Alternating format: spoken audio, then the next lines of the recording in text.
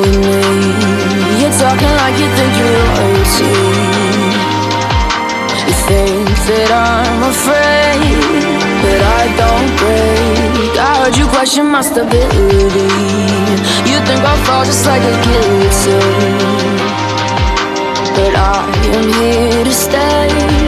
Won't look away. The storm is coming, so you better start running. No, you can't control, feel it in my bones. I'm coming for the, coming for the.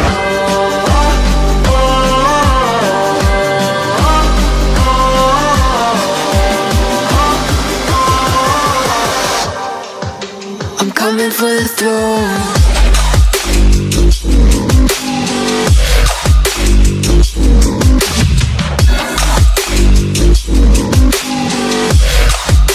I'm coming for the throne.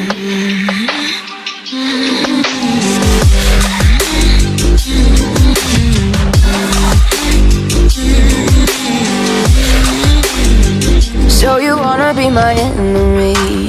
You should've known I'd never kiss the rain. Ice runs in my veins, won't play it safe. I don't belong with your nobility. Who died and made you king of anything?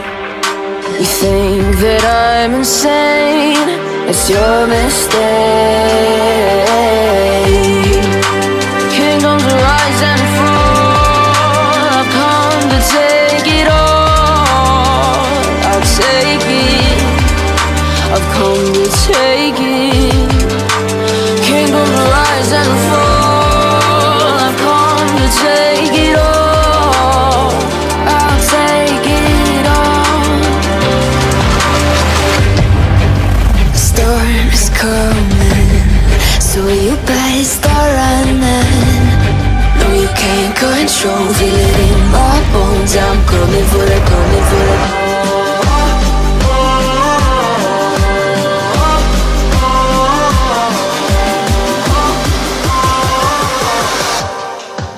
I'm coming for the throne.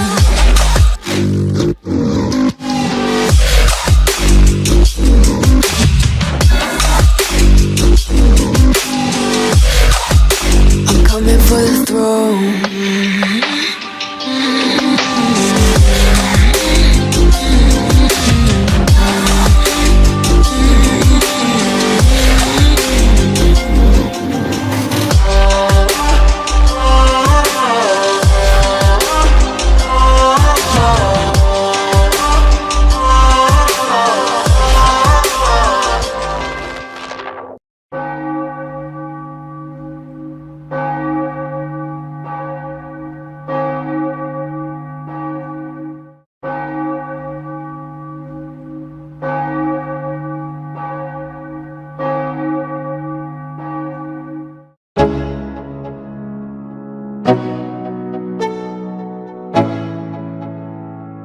Let's go.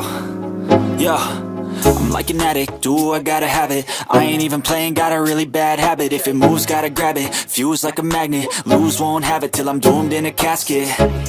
I ain't playing, got a weird mind. If you work 8 hours, I'ma work 9. If the shit tastes sour, you should taste mine. I'ma stay in power for a long time. Get up, nah, I ain't a quitter. Toss me the ball, I'm a really big hitter. Big picture, I'm a straight killer. Rising the song to the highest bidder. Got juice, got gas, I'ma move fast. New shoes, new tracks, like who's that? I'm new, come back, better than last. Yeah, it's a new me, never gonna look back. Never gonna look back. Cause damn, I was built to last. You move slow and I move fast, and that's facts. Only I can make a change. Slowly take a step today. I will never be the same, cause that's what it takes.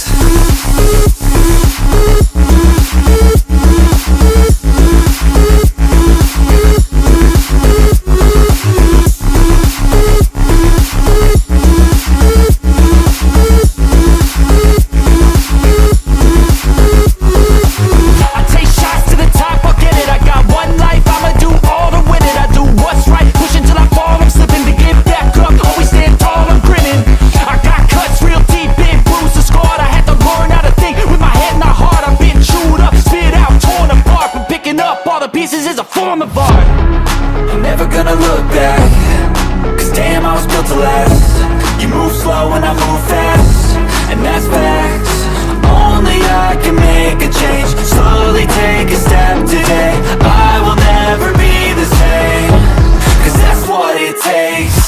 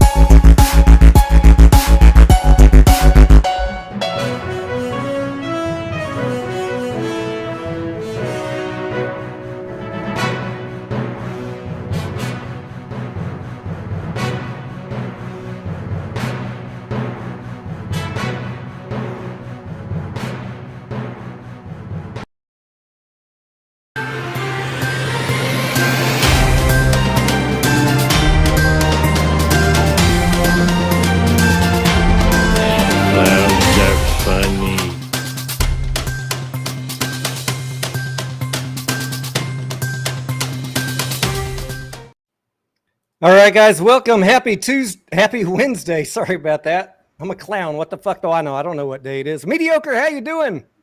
What's up, buddy? We just got back from a movie. I tried to crank out an AMC video real quick. I didn't quite get the editing done. So, guys, you'll have to wait till after this live stream is over. It's filmed. I just got to, I like to cut out the ums and the ahs.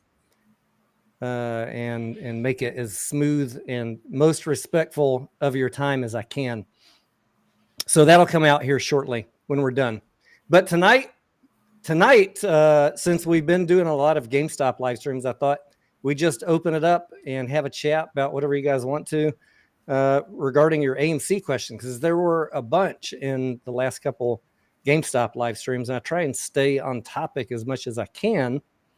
And Mediocre, I see that we got some box office numbers finally updated. So let me throw those up on the screen. Did you know that Box Office Mojo was not correct all week? But before you do that, you gotta do me one favor, maybe if you will. I don't know if you will or not, but can you run the Clown News Network, intro? Did you not see it a second ago? It didn't come all the way through. I didn't notice it.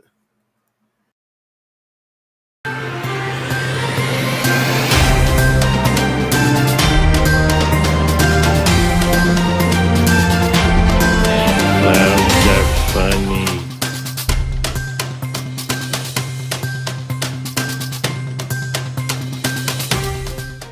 Yeah, buddy. That's the one. Buddy. We're going to talk about all the clowns out there today. So if you guys got questions about any clown content you've seen on other channels, we are the reporters to give you the facts, just the facts. And feel free to throw your questions out in the chat, and we'll try and pick up as many of them as we can. Mediocre, all day today, what I was seeing here on Box Office Mojo is they had 4 million daily box office for Monday and no other updates.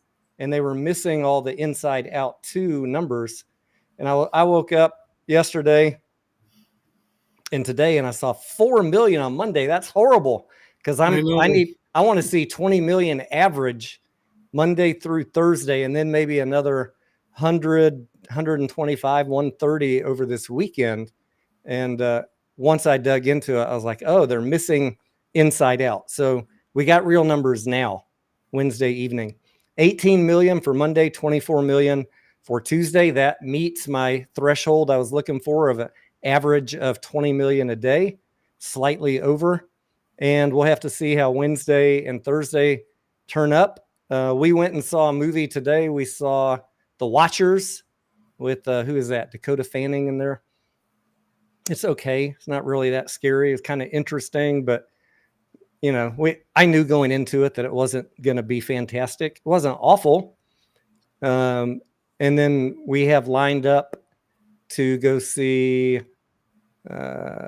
what's that? Quiet Place Day 1 and Kevin Costner in Horizon. That's our next plans. So we're trying to get in as much as we can to help the box office before the end of this month. Me to go to opening day of Beetlejuice, guy. I'm like, when we were watching the previews, I'm taking another Peroni tonight, Tony. Just so you know. I'm going to make y'all laugh. My wife is not the movie person that I am, but she's like, "What's that movie?" She's also a little younger than me, mediocre. If you didn't know, she said. I only say that because I don't know if she was alive when Beetlejuice came out. She said, "What's that movie coming out? You know, the one with that guy? He kind of looks like Einstein." I was like, "What?" She's like, he's like dead or something. I was like, "Oh, you mean Beetlejuice?" She's like, "Yeah, I really want to see that one. When is that one coming out?" So we're going to go see the Einstein movie whenever it comes out. My wife is like one of those cult following Beetlejuice people. She bought, no bullshit, I'm going to show you in the Discord, but she bought this 20-foot fucking tall Beetlejuice thing for fucking Halloween. Its head spins some crazy shit on top of it. Very nice. I have to go pick it up in another fucking state. I'm like, what's the fine? You don't own it yet? It's something that she bought that you got to go pick up? She bought it because it had to be pre-ordered so she could have it for fucking Halloween. My neighbors have a huge, like 20-foot inflatable something. And I always see it moves, and I think it has sound. And in the evenings, it always freaks out the dogs when people are doing walks in the neighborhood because like, oh shit, what is this? This is a big ass thing. 1.755 is our box office. I do think that we have a good shot of getting 1.9 billion for domestic box office, which would make me feel a lot better. I see we got Sparky in the chat here. You got any thoughts, Sparky, on I've been talking to some people about if we think that AMC is going to potentially do a cash raise or a debt for equity swap here in the next week or so. And my paranoia is decreasing. I wouldn't say I have no paranoia about it, but the more I see better box office like this, 1.9 potentially, that means maybe 100 million less cash burn than I was worried about. Company has plenty of cash, right? They got plenty of cash to last a year, but why am I worried about it? Because they're planning 2 years out, and they're also planning for whatever cash that the lenders might require them to have to do a debt refinancing. So I'm not just thinking about, oh, well, they've got 700 million on the balance sheet. That's plenty. There's other cogs in this gearbox here that we need to think about. If you want to be fully paranoid like me and like try and think, what is management looking at? They're looking at a lot of things more than just your typical retail trader might be. It's not that I'm trying to scare people out of AMC. I'm just trying to make the absolute best choices I can to get the lowest possible price. And I don't want to load up ahead of a dilution, but if my paranoia becomes reduced, then I start buying more. What do you think, mediocre? Yeah, I mean, I'm in the same boat. My problem is like I'm anxious to see what's actually going to happen because I'm on the fence. Does it really get? How much is it going to get pushed down?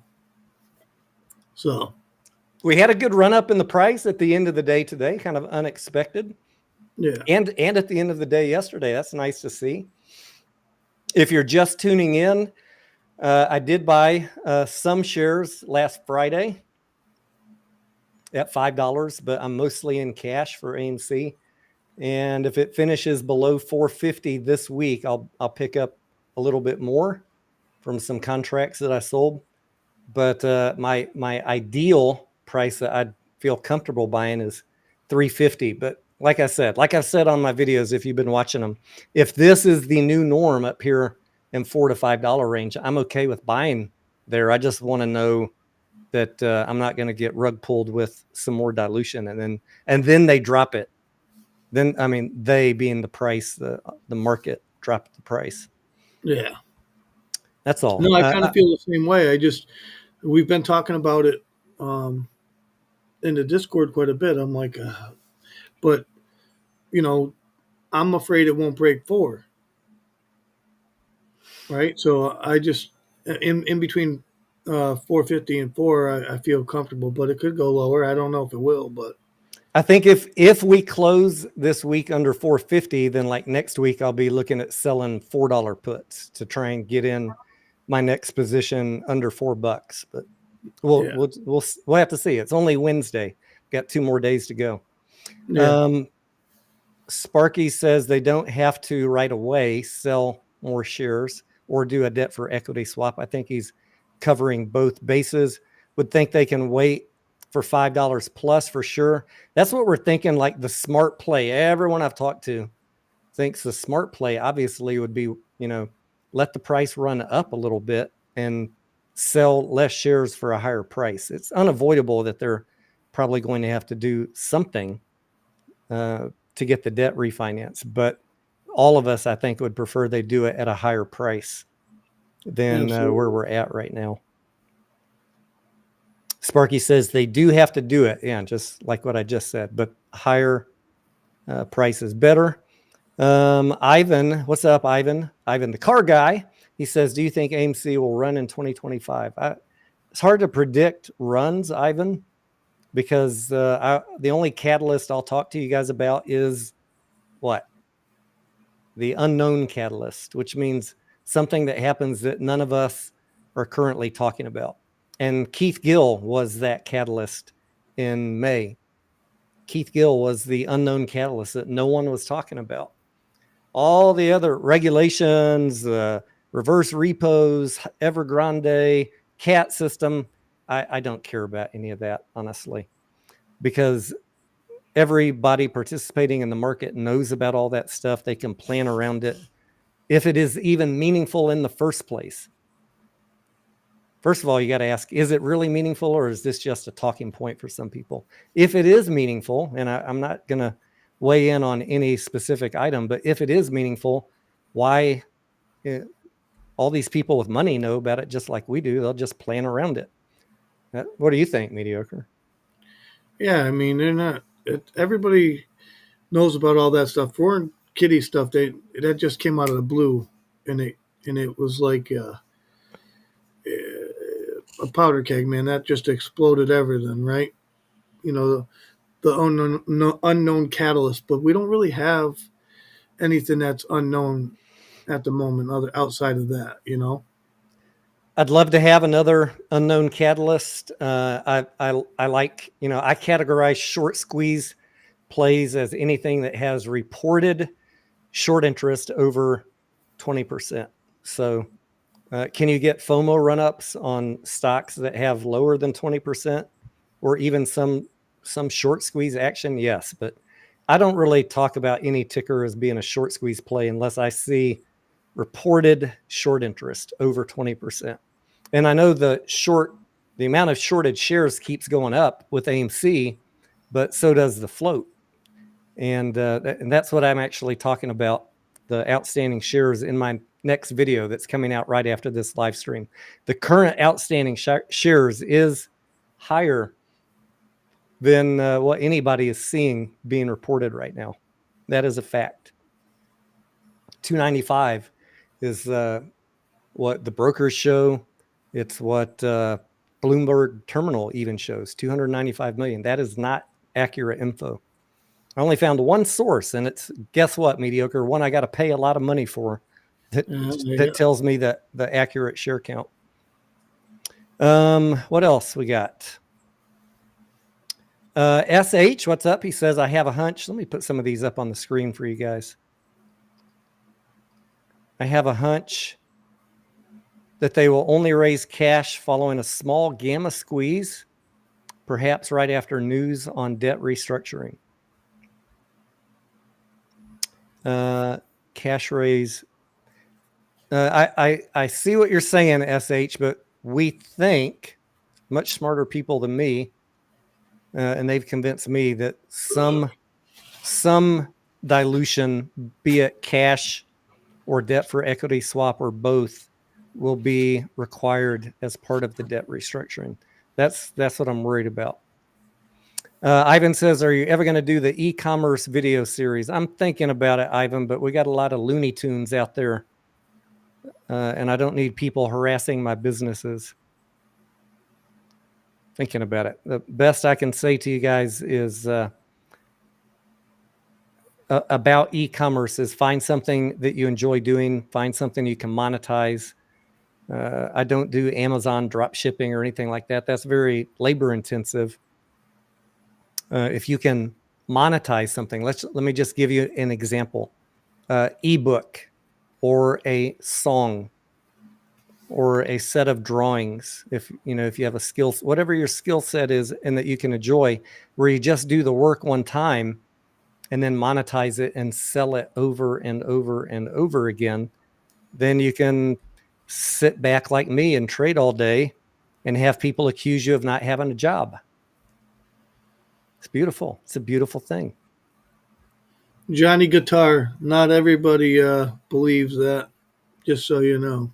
What do you say? What's up, Manuel? Johnny Guitar says, we always said moon or zero. It just might be zero. Yeah, I'm not a zero person. Never have been, Johnny. Neither am I. I was a squeeze person. I mean, I was very excited about the potential for, as you guys know, if you haven't been here before, I made money in the June 2021 squeeze. I had shares, I had call options. I sold the call options as it ran, made a lot of money. After it came down, I bought some more shares at too high of a price, hoping, like many of you, that there'd be a second squeeze on AMC like there was on GameStop, and we never really got that. And so I gave some of that money back, but I will never be read in this play. And I refuse to let all of my winnings from June 2021 go to zero on principle.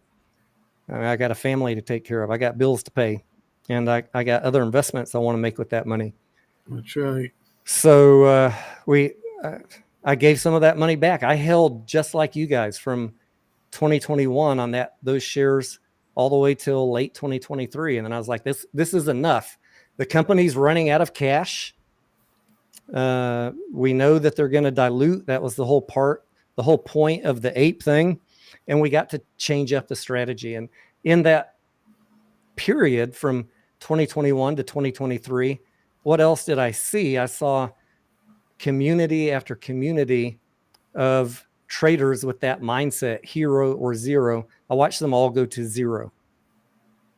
And then they want to sue CEOs, FINRA, SEC. They want to sue everybody under the sun when they made a choice to go to zero. Okay, well, if you went to zero, then walk away. Why do you still have communities talking about this stuff a year later? You said you were fine with zero, move on. You got your lesson, move on to something else. No matter what stock I'm trading, I'm not going to write it to zero. I'll change up my strategy. And that's what we did starting in August, September of 2023. And I changed up my strategy on GameStop 2 years ago. I bet I've made more on GameStop with my piddly little trading than all of these people that have been holding it for the last 3 years, because I keep on buying it low and selling it high over and over and over every quarter for 2 years. I don't even need to own more shares than them, just in terms of profits, because I'm actively trading it. And then next time I buy more, I buy it low, sell it high. You hear these dummies on the other channel say, Tony always says he got in at the very bottom and sold at the very top. Guys, that is impossible. No one gets in at the very bottom. In my Discord, and sometimes on the charts, if I remember, up here on Webull, I post my exact entry. There's no misinformation here. But I will tell you guys, we try and get as close to the bottom and as close to the top as we can. That's right. We get very good entries and pretty good exits as well. That is, but that's all based off of what we're looking at and what's happening in the market overall, right? You could see momentum dying off. It's all there. You can see all of it. It's not like I see something that you can't learn yourself, right, Tony? Yep. That's why we're here, to talk to people about what are the basic things we look at. And what we're not looking at is social media all day, other than to see what other people are thinking. But we're not using social media theories for our trading choices.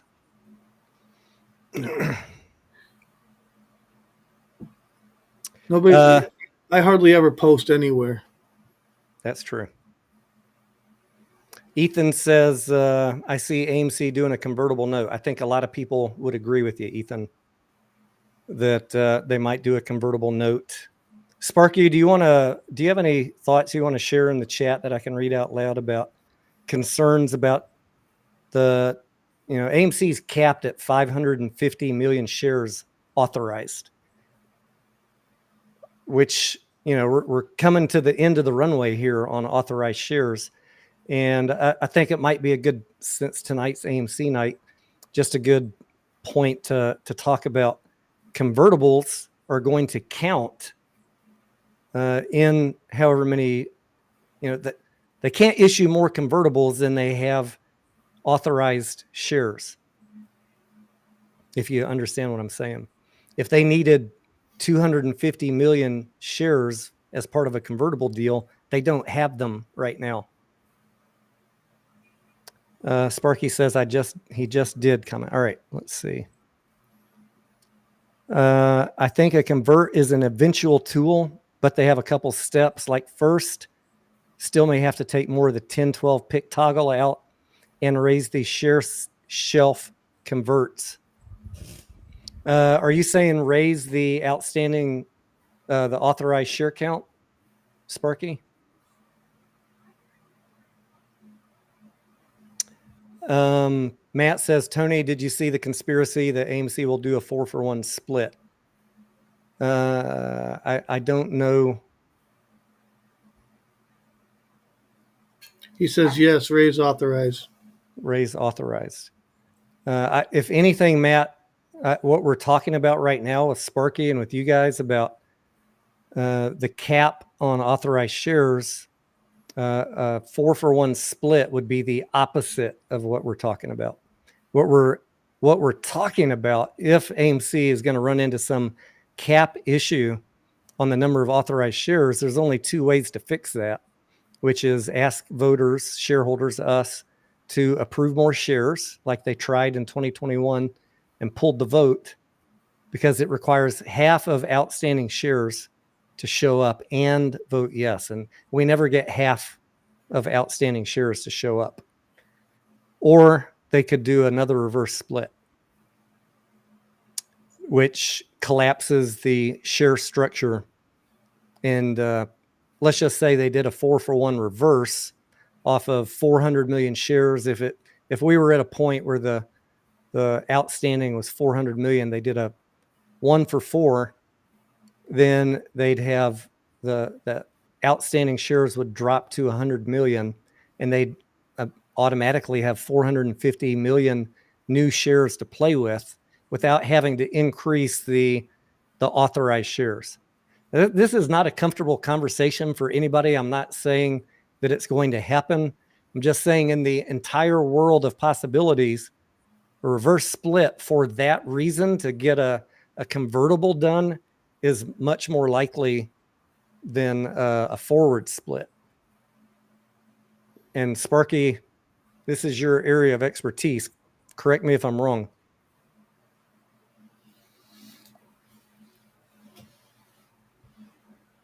And they need to leave some, on top of needing shares for a convert, they need to leave some for the emergency. Oh shit, what if we need more cash?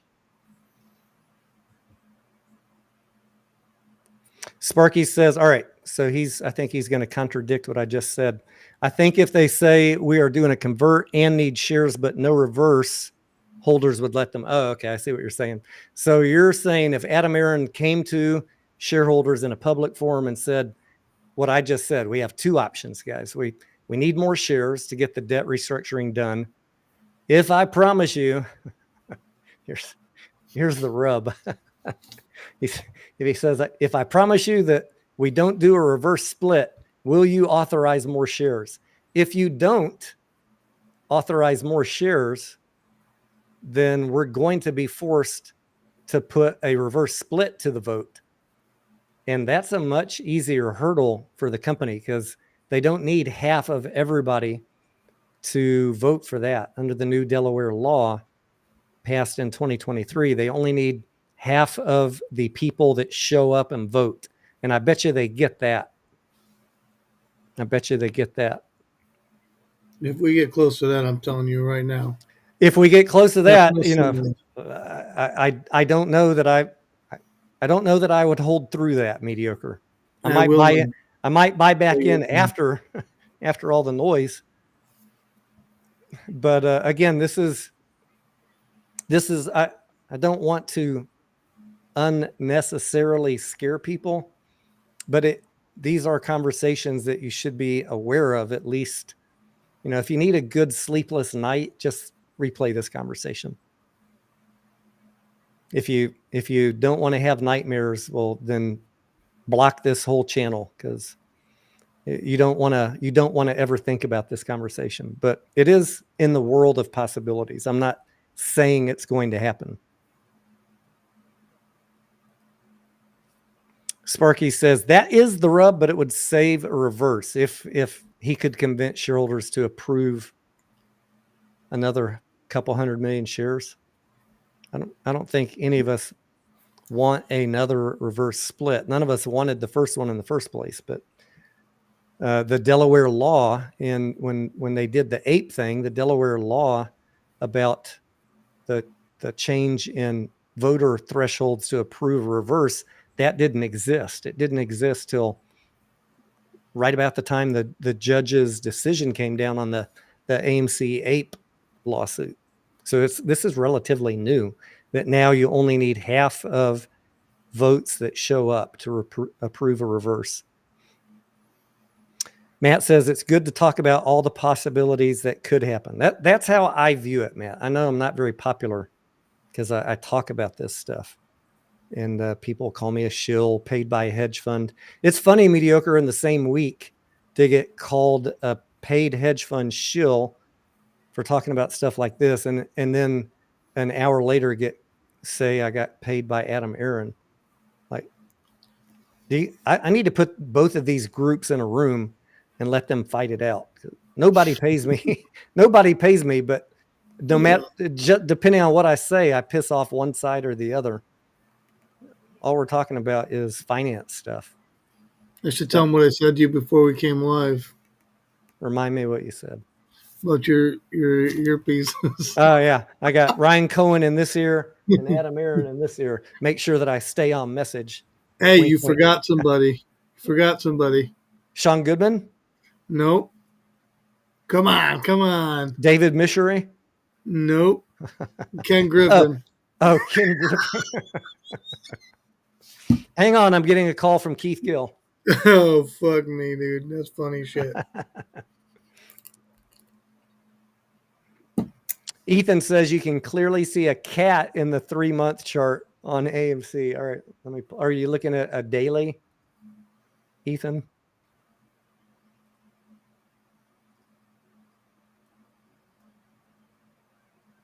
What else we got?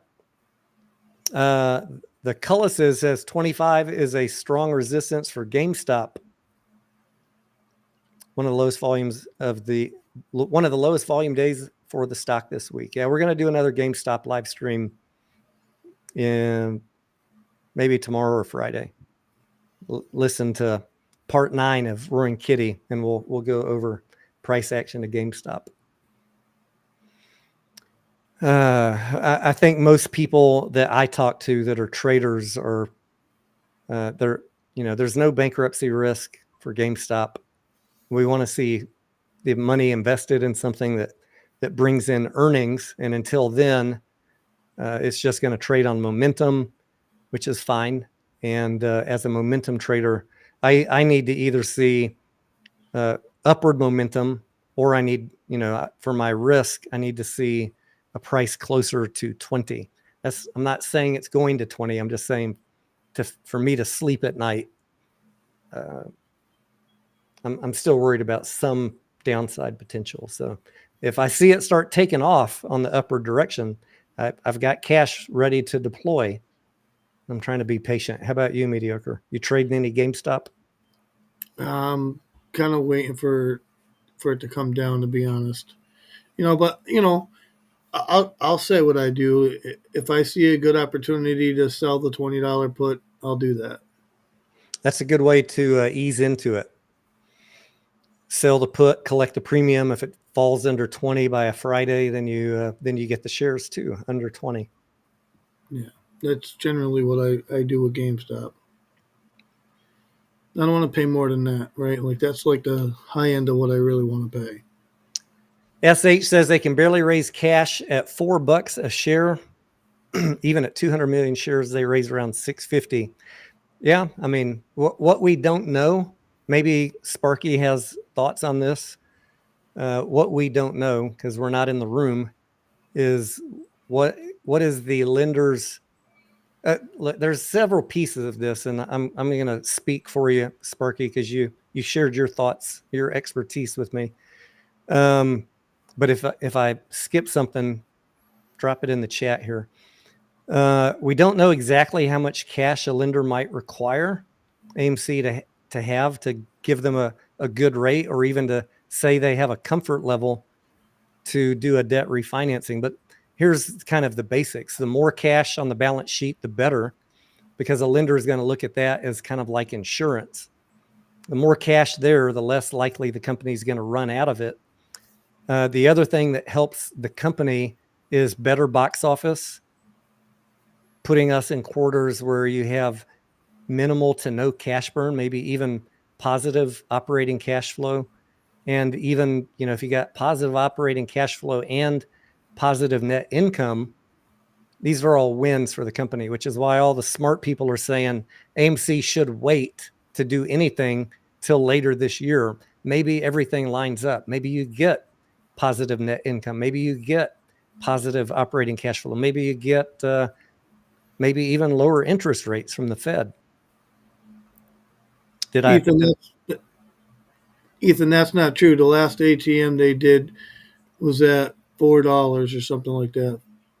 I actually have it on a spreadsheet. What they did at $7 was not an ATM. It was debt for equity. Yeah, debt for equity swap. That's why we didn't really get a major price drop. ATMs hurt us more, in my opinion. Oh, sorry, my spreadsheet. I didn't put the May stuff in there yet. Here's what I have though.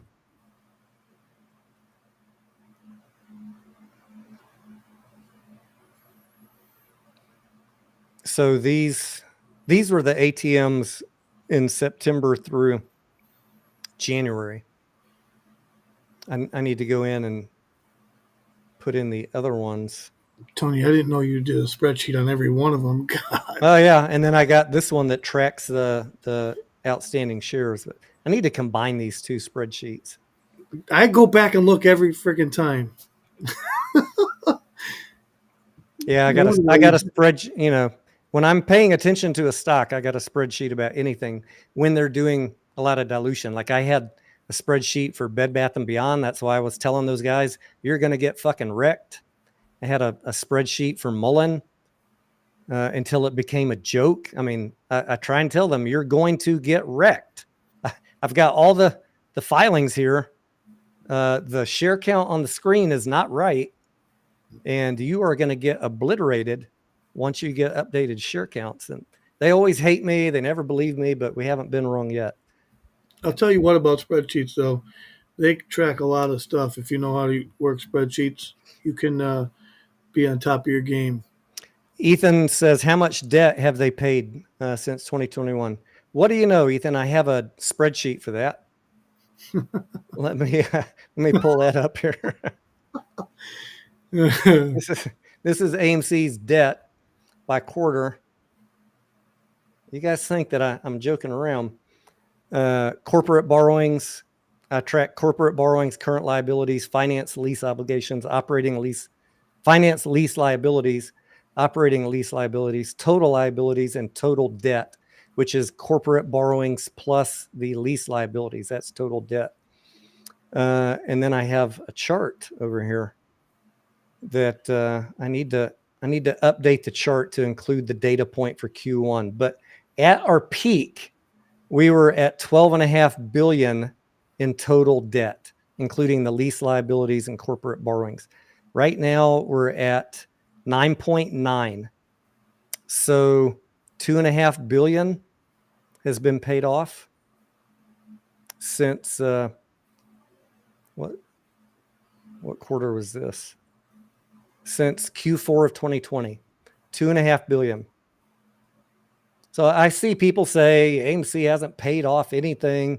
They've been raising all this money and squandering it. Not true. I mean, these numbers are from the quarterly reports. When I hear people say that, it just lets me know they're not looking at the documents from the company. Yes, with interest. They pay interest every quarter. These are the amounts due. These aren't the interest payment due. You want to know the interest payment every quarter is,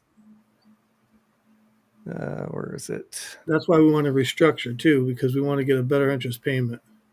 They're paying about, right now with the high interest rates from the Fed, thank you, Jerry Powell, about 360 million a year in interest, 90 million a quarter. It's been lower in the past. 71 million. But as rates keep going up and they added to their borrowings, you can see that interest payment keeps going up. Now that will drop if interest rates come down. Let's test Tony. Let's see what else. What else might he have a spreadsheet on? Mediocre. Tony Allen says, "Why do most people say debt is around 4.5 billion?" Excellent question. That's Allen. I got a chart for that.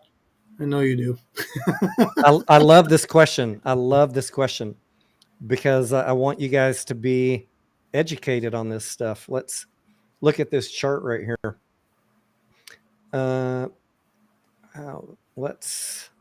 Let's not look at that chart. Let's look at Google Slides.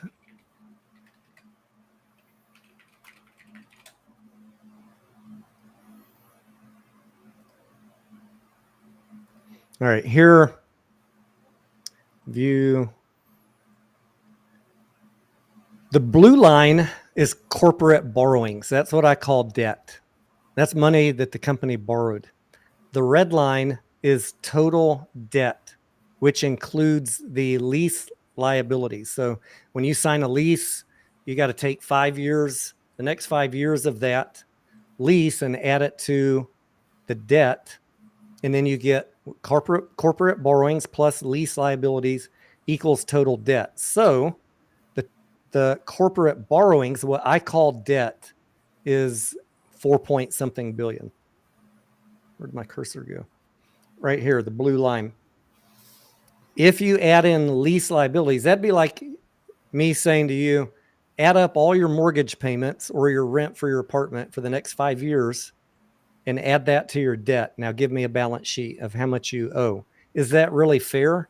You're going to pay that mortgage payment or that lease. Why do you need to add it to debt? It's a liability. I get it. But here in 2016, the company increased corporate borrowings and lease liabilities a little bit with the acquisition of 3 competitors. That was in Q3, Q4 of 2016. And then in Q1 of 2019, we had an accounting rule change in the US, ASC 842, which forced all US corporations that had lease liabilities to put them on the balance sheet. So if you go back and look at AMC's historical debt, you'll see, boom, this big slam up in 2016, and you'll see another big slam up in total debt in Q1 of 2019, AMC didn't do anything. They didn't go buy anything. Adam Aaron didn't go waste any money in 2019. That was an accounting rule change, and everybody got affected by it. You can go find the same increase on GameStop. Anybody that had a lease liability. So hopefully that makes sense to you. I don't report on total debt. I just look at the corporate borrowings, the blue line.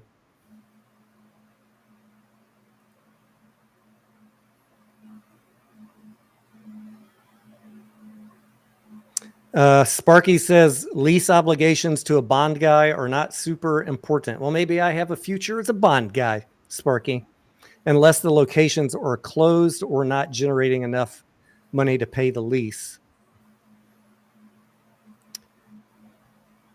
Let's see what else we got. Jeffrey says, I'd love to see the Trump-Biden debate played at AMC theaters. That's a great idea, Jeffrey. I like that one. Anya says, do you have a spreadsheet on how much you spend on your trips to AMC theaters? Anya, that is a good idea. I do not have that. You should, because I bet I spend most of these people that call me a shill.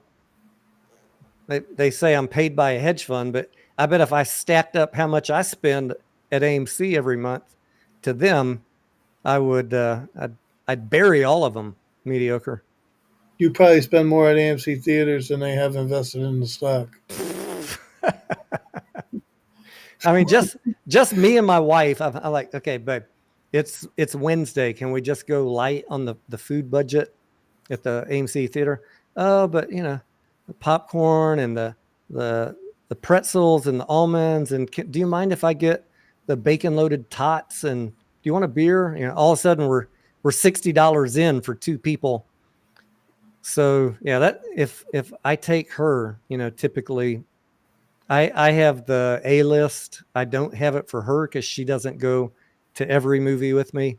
So if I'm taking her, we're paying for her ticket plus $60 plus on food and drinks for two people every time. And if I'm going by myself, then I will skip breakfast, try to go to a lunchtime movie and have my food at the dine-in theater, which is pizza and a beer, 16 plus 10. Let's call it $30. Now do that over and over, many times per week. This dude, what? This dude will jump in his truck in the middle of the day and be like, I'm going to see a movie. That's what we did today. I went into my wife. She was off work today. I went in at noon. I was like, I already got all my trades done. Pick a movie. I said, you can pick The Exorcist or the Watchers. And so she watched the trailers real quick and let me know which one she wanted to go see. And we went at 2:45. Yeah. It's great mediocre when you don't have a job, as they like to say, or when you work for yourself. You have a lot of freedom to do things. But some people will tell you go get a job, mediocre. I don't know nothing about any of that, Tony. I'm just a deadbeat. You know what I mean? I know. You're just selling options for pennies. You're hopeless. Hopeless life I live. Brandon says, by the way, guys, I did do corporate for 15 years, 60 to 80 hours a week. So don't think that I haven't put in my time working a job. In addition, when I was going to college, I was in the military reserves and I had a full-time job. I worked my ass off until my 40s when I decided not to work for anybody again. Brandon says, what if AMC surprises us with a profit because of all the toggle switches and shutdown of non-performing locations?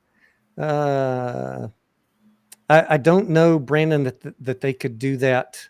I have a spreadsheet of how many locations they've closed. I'm going to spreadsheet y'all out. but they're just not closing them fast enough for it to make a meaningful difference.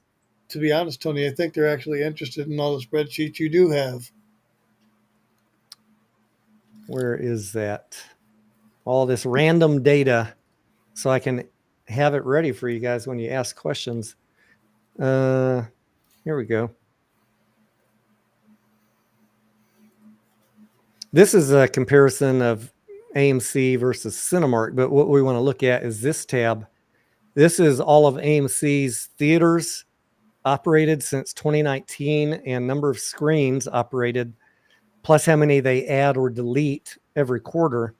And you can see back in 2019, they had 1,001 theaters, 10,995 screens.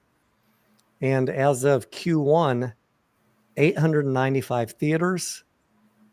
So that's over 100 closed and still around 10,005 screens. So 990 screens closed. The average disposal per quarter in the last year has been 30 to 50 average. Let's call it 50. Screens, not theater locations. So if you figure each location has what? 4 to 8 screens, 50 locations. Maybe we get 10 locations closed. Maybe we get more closed. I would like to see more locations closed, but every non-performing location they can close makes our numbers better. Brandon, you're on the right track. Is it going to be enough to give us a surprise in Q2? I think we're too far off this quarter, but eventually it's going to get to the point where closing non-performing locations and box office go up, find a sweet spot. And that's why Adam and Sean keep saying we're not going to need pre-COVID box office numbers to be successful. You guys, you know what I'm saying, right? They've closed over 100 locations. They have more premium large format screens now than back then. Prices of tickets and food and beverage are higher. All we need is a little bit more box office. We need Hollywood to cooperate, and we're not going to need a $12 billion domestic box office. So it's just right. It's survive until those two lines cross. We're going to survive, Tony. We're going to make it. We're going to make it. I have faith. The Cullis is, Tony. You have faith in AMC or the box office? I have faith in Sean Goodman. Sean, he rides under the radar just like you ride under the radar, mediocre. I think that man's pulling a lot of levers. Adam Aaron takes all the heat. Sean just like, bloop, bloop, bloop, bloop. I would say you're probably correct. He's doing all the negotiating, writing up all the deals. And Adam's just like, deflecting bullets off his chest, getting the arrows in the back. The silverback. The Cullis says, I hope both GameStop and AMC get their deserved runs. I do too. Yes. For everybody's sake. Excited for Deadpool and Wolverine. Yes, I already have my tickets bought for that movie. Brandon, thank you. I want to see everybody win, you guys. Everybody. Even the people who hate us. The Billie Eilish thing, Lux, was a discount ticket deal with just one showing, if I'm not mistaken. So, no, it's a blip. I'm not counting on it for anything, to be honest. It's better than a nothing, but was not even a fraction of Beyonce. But more of those, please. Bring us all of those. I'm good with, baby. Bring it in. Yeah. Bring me 50 Billie Eilish deals a year. Everything they can do, anything they can do. I'm not down putting the Billie Eilish The money, deal. baby. Bring more of them. The But money, Tony. We want the money. yeah, I'm just saying that one by itself is not meaningful enough to matter. But do more of it, Adam. More. Now they have a VP of what do they call it? A VP of distribution. They have that lady that they hired a couple months ago. So you guys, if you've worked in corporate, you know what I'm talking about. You bring on a VP that's dedicated to this. To someone now has their full-time job is to find these deals. Imagine all these guys trying to run around, bail water out of the fucking ship, not let the company go bankrupt. They don't have time to be talking with every artist out there to set these deals up. But now they have someone whose entire job is to find more like these, and give her time to cook, give her time to network. I'm hopeful that we start seeing some more positive stuff now that we have someone dedicated to doing this. I think Tony, the other ones kind of fell in their lap. Tony, put up Alan's comment. I love it. I love it, Tony. Alan? Alan's my friend. This one, I'm curious if The one. Cinemark is in a way better position profit-wise. Why don't you seem to talk about it as much as AMC? Is it a better trade or investment? Mostly because I don't need the death threats, Alan. I made a lot of money, Alan, on Cinemark. I won't lie to you. I left AMC for a while. I'll tell everybody, I don't care. I made quite a bit of money on AMC, on Cinemark, and I came back to AMC because of where we were at. But I do tend to agree with you. But Tony, you want to explain why, though? Yeah, let me just tell you, I do talk about Cinemark in the Discord frequently. Talk about IMAX. I talk about, now I'm starting to have conversations with people about MCS, Marcus Theater Corp. It's a movie theater operator and a hotel operator. And I've been doing quarterly earnings reviews of Cinemark and IMAX for over a year now. You can find those on my channel. And I have comparison charts which show things like, let's see if I can find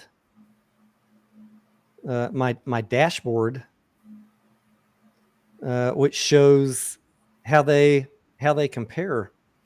Where is that spreadsheet?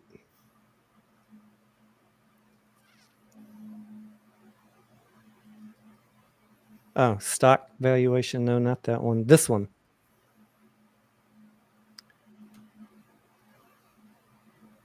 This is AQST. Hang on, I got a bunch of tabs on this sheet.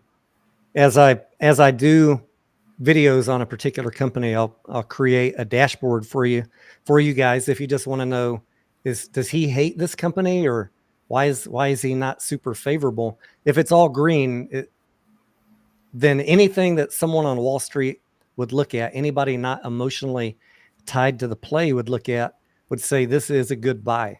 Then you got to do your valuation analysis, but like safety wise, if it's all green, it's safe. Like look at Rivian. Last time I looked at it, ouch.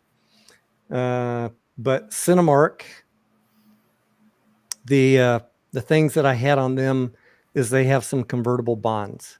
Other than that, they have a couple of other debt to equity ratio, 11.47, and return on equity negative. And they had a high short interest, which gets them a red. Like when you see high short interest, you want to go understand why. And I think my leading theory on that is that it might be due to the convertibles. But Tony, yeah, are they profitable? Yeah. Look at IMAX. IMAX looks beautiful. It's all green. It's all green on IMAX. Like this is one, if you want a safety play. In fact, I own some IMAX. What is it trading at right now? Why would I own IMAX? Because I pay a lot of attention to the movie industry. I'm very familiar with the numbers and what the industry is going to do. And if I think that the price is undervalued, and I think that the industry is going to recover, then why wouldn't you buy IMAX when it's cheap? Absolutely. My cheapest here's I just started buying it. I didn't get the absolute bottom. Let's put this screen up here. And I wouldn't say IMAX is a competitor, but as an AMC shareholder, don't you want to know what the competitor is doing and how they're? That's why I started doing the videos, just because everyone would say, why is such and such going up and AMC isn't? Well, because I mean, look at this. The dashboard's all green. I want to know. It's a play that institutions can get behind. I bought at $14.99 and I have a price target of $21.25 over the next 12 months. Is it a short squeeze play, or are you going to have a run to $100 on IMAX? No. But if I can get a run up from $14.99 to $21 in a quarter and then rotate out of it, or if the industry is looking like it's going to go higher, then take some off the table and let the rest ride. Tony, how do you always time the bottom and the top? I didn't time the bottom. I mean, look, I should have bought it here. That was 2020. I wasn't really looking at IMAX back in 2020, and I could have bought it for $13.20 in February. But the more I looked at the numbers, the more I was like, I should have at least a little piece of this. It's if you are following the movie industry, you can sleep pretty easy at night, but it's not a short squeeze candidate. They only have 6% short interest. So if you're expecting to get rich off of IMAX, that's not likely to happen in terms of like hundreds of percent gain. Not going to happen. But if you understand an industry, you could take advantage of it because you're researching the industry, right? Yep. Yeah, I would say to anybody, Cinemark is profitable. IMAX is profitable. They have good balance sheets. But if your main interest lies in high return, high risk, short squeeze, probably neither one is for you. All I'll say is, let me put mediocre up here. Understand when we say high risk is that means very high risk. You got to be willing to own up to your own choice. I know this is high risk buying AMC, and I'm okay if it goes to zero. I'm okay if they dilute more. I understand that they're not profitable yet, and I'm not going to blame Tony or Mediocre or Trey or Adam Aaron or Jerome Powell. I made the choice to hit the buy button, and I will own that. That's what I need from you guys. Too many people, when things don't work out, well, no one told us it was high risk. I mean, guys, there's 5 pages of risk factor warnings in AMC's 10Q. Why aren't you reading those? So when the Cloud News Network tells you, this is what we think, it's because we're reading stuff. We're looking at stuff. The great thing is, if we're right, we get outsized returns. If we're right on AMC and you're buying it at $4 and maybe without any short squeeze, it hits 20 in the next 2 years, you're going to get 5x your money just off a regular earnings and a reasonable PE ratio, just potentially. You're not going to get that I don't think you get that on an IMAX or a Cinemark. You're not going to get a 400% return. But with high reward comes very high risk. Does Cinemark have phantom shares, Tony? I don't know.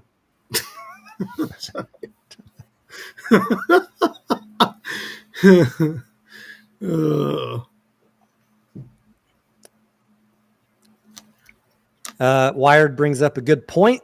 And yes, we talk about this often. Once the industry is bringing in enough box office for AMC to be profitable, it will generate more revenue because of their market share. That is absolutely correct. That's why I'm saying if we can get the damn box office, if we can get Hollywood to cooperate, AMC is built for big box office. They will excel more than all of these other companies. And even if they still had $3 billion in debt, it doesn't matter because more movies, please. They're going to be throwing off positive net income and positive operating cash flow. The amount of debt does not matter at that point.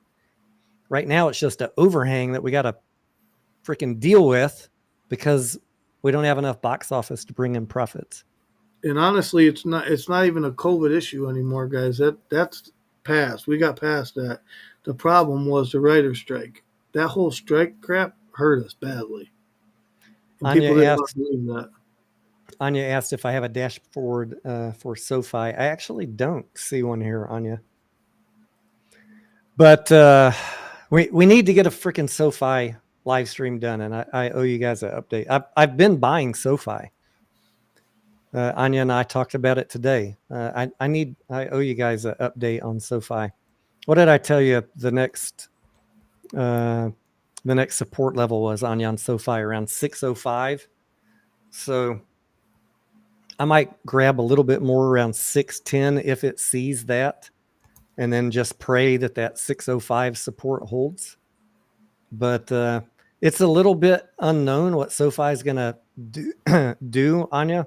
A lot of people negative on it right now. That's why I'm not trying to rush out videos on SoFi until I feel reasonably comfortable that it's a safe time to be talking about it. Because as soon as I make a video, they're going to say I'm pumping it. And then if it drops to 550, then what? Oh, you were wrong, dude. Well, I didn't tell you to buy it. I covered the financials. That's what we try and do.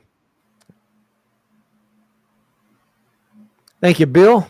This hat is actually the hat that what's his name wore in The Godfather. I'm having a senior moment. Oh, he was talking to you, Mediocre, not me. Sorry. Nice hat, man. No, thank you, sir. I don't know.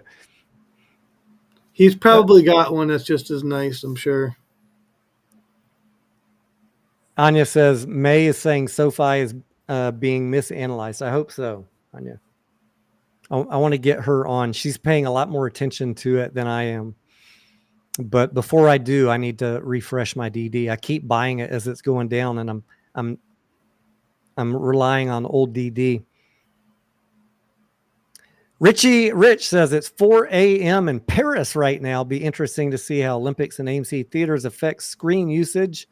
That's right. They're showing that. Is that in the U.S. they're showing that, or in Europe, or both? I don't know. Wired Ape says no more Hollywood strikes. Thank you for the update on that. I have been neglectful in keeping up with that other strike that was going on. He says we both have nice hats, Tony. He's trying to suck up to you, Tony, I think. Nah. I'm only kidding, Bill. I think Al Pacino is the one that I was trying to think of. He wore this hat in one of the movies. Not this exact hat, but a similar hat, Tony? Yeah. The style was the same. Yes. Of course, he had on the clothes and the whole vintage look behind him, the perfect lighting, and he's, in a way more handsome than I am, Mediocre. So he looked much better in it than I did. Listen, I need to go back in time. Like, I was not made for this time, I know.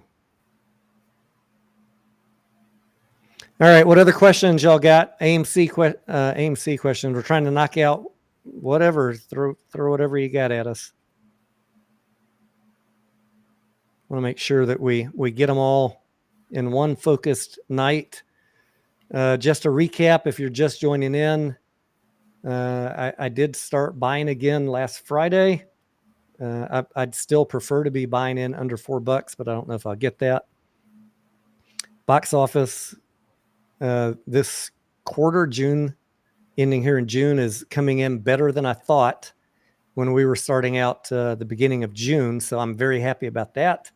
Company's still going to lose money. There'll still be a little bit of cash burn, but not as bad as I was worried about. And then if we believe that the industry expectations for 2024 is $8 billion box office domestic, that means that Q4 and Q3 are going to be pretty damn good, like potentially profitable quarters. So I'm excited about the rest of this year if industry expectations hold up. And then we have good expectations for 2025, 2026. So our whole point of talking about and trading this stock the first half of this year was just surviving with the best strategy we had on trading it and get positioned with keeping the potential risk of dilution in mind as part of the debt restructuring, get the best position we can per share price wise, leading into the optimistic expectations going forward. And I don't know that I will get that perfect, but I'm going to do the best I can.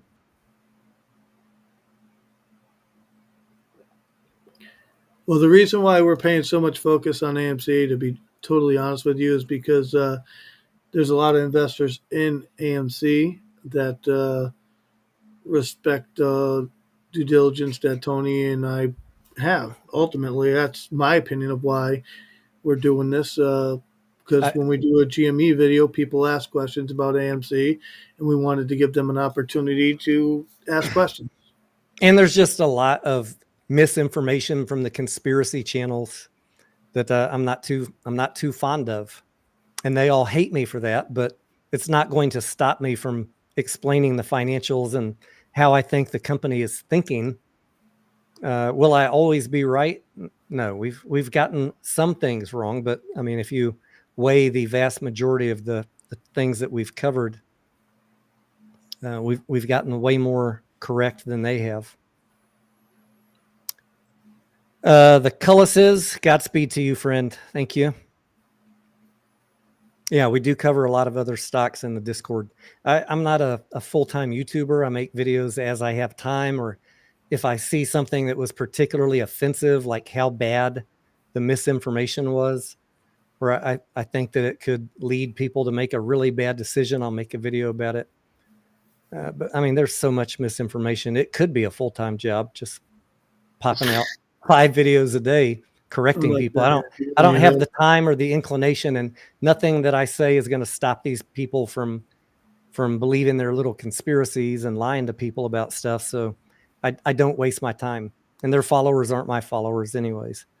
So they can keep on making their bad decisions based on bad DD. That's on them. But if you want a little more balanced view, we're still going to be here.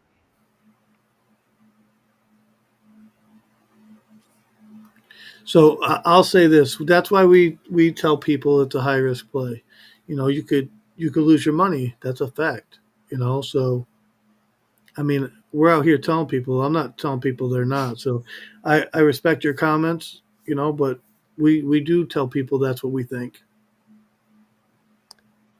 But I own shares right now of AMC, just for the record. Can you tell me in English how to say your name? I was going to say Pinyin, but Pinyin is Chinese. I can't read Korean. But thank you for the comment. He says, I've seen people trying to hate and mocking Tony over AMC. Oh yeah, happens all the time. They're mad because I provide evidence-based facts and they provide conspiracy stuff. And typically evidence beats hope, speculation, and conspiracy every time. Option trader. Okay, that's what we're going to remember that one. Well, that's good because we're options traders as well. Charlie says, is there any chance of a company like Disney or a rival like Cinemark acquiring AMC? just my opinion, and Sparky or someone else that is in the industry, feel free to weigh in. I don't know right now why AMC would be a compelling buy to anybody, because they have over $4 billion in debt. They have no real assets. And what does that make the enterprise value of AMC? About $5.5 billion or so. I'm just ballparking it. I could pull it up and see, but why is someone going to pay $5 or $6 billion for AMC to take on $4 billion in debt on a money losing company? If I was someone that wanted to buy AMC, I would pray that they went bankrupt and then hopefully make a cheap offer. That's what I would do. Could somebody with a ton of money that doesn't care about the debt make an offer? Sure. That's possible. What irritates me, Tony, though, when people don't want to talk about equity raises, right? Like they want to ignore the fact that it's a possibility when we absolutely need that to survive. You know what I mean? Like I don't want to.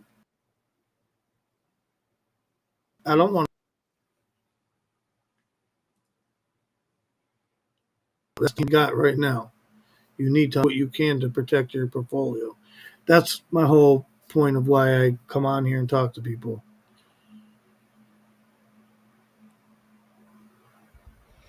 Devil May Rage says, not naming names, but being bombastic is counterproductive at this point. I agree. All these people name calling, insulting. When you're seeing someone name calling and insulting, I kind of, in good fun, I'm poking at them with our thumbnail today, people that call me a clown.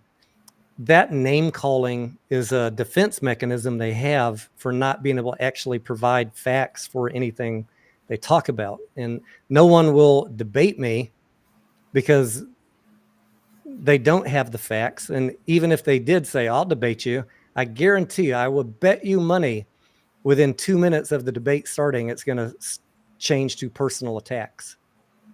Well, how do I know that? Because I do engage with people on Twitter, and that by the second post, they're already, oh, were you the one that said this? Is this true about you? Stick to debating the facts here. Like, bring me your evidence, bring me your facts. Let's have a debate. But they don't want to do that. So they do the insulting, bombastic stuff because they're coping. It's a defense mechanism. That's why, like, when we get called like the Clown News Network, right? You know, it's I laugh about it. I actually enjoy hilarious. It. I love it. Keep it up. Thank you. You know, like they call me Ted Cruz or Fat Teddy or whatever. I don't give a shit, people. I really could care less. You're not going to hurt my fucking feelings. I laugh about it every day, don't I, Tony? We're going to make this into a whole news show, Mediocre. Soon as I have time to get some more work done on the CNN Clown News Network stuff, we're going to not only do the intro of the Clown News Network. Let's run that again, Mediocre, just for the folks that just joined in. We're going to feature other YouTubers for, you want to call me out. I'm going to feature you with what you got wrong and blast it with the actual facts. I don't do a lot of that right now, but keep it up and you're going to become a featured news item on CNN.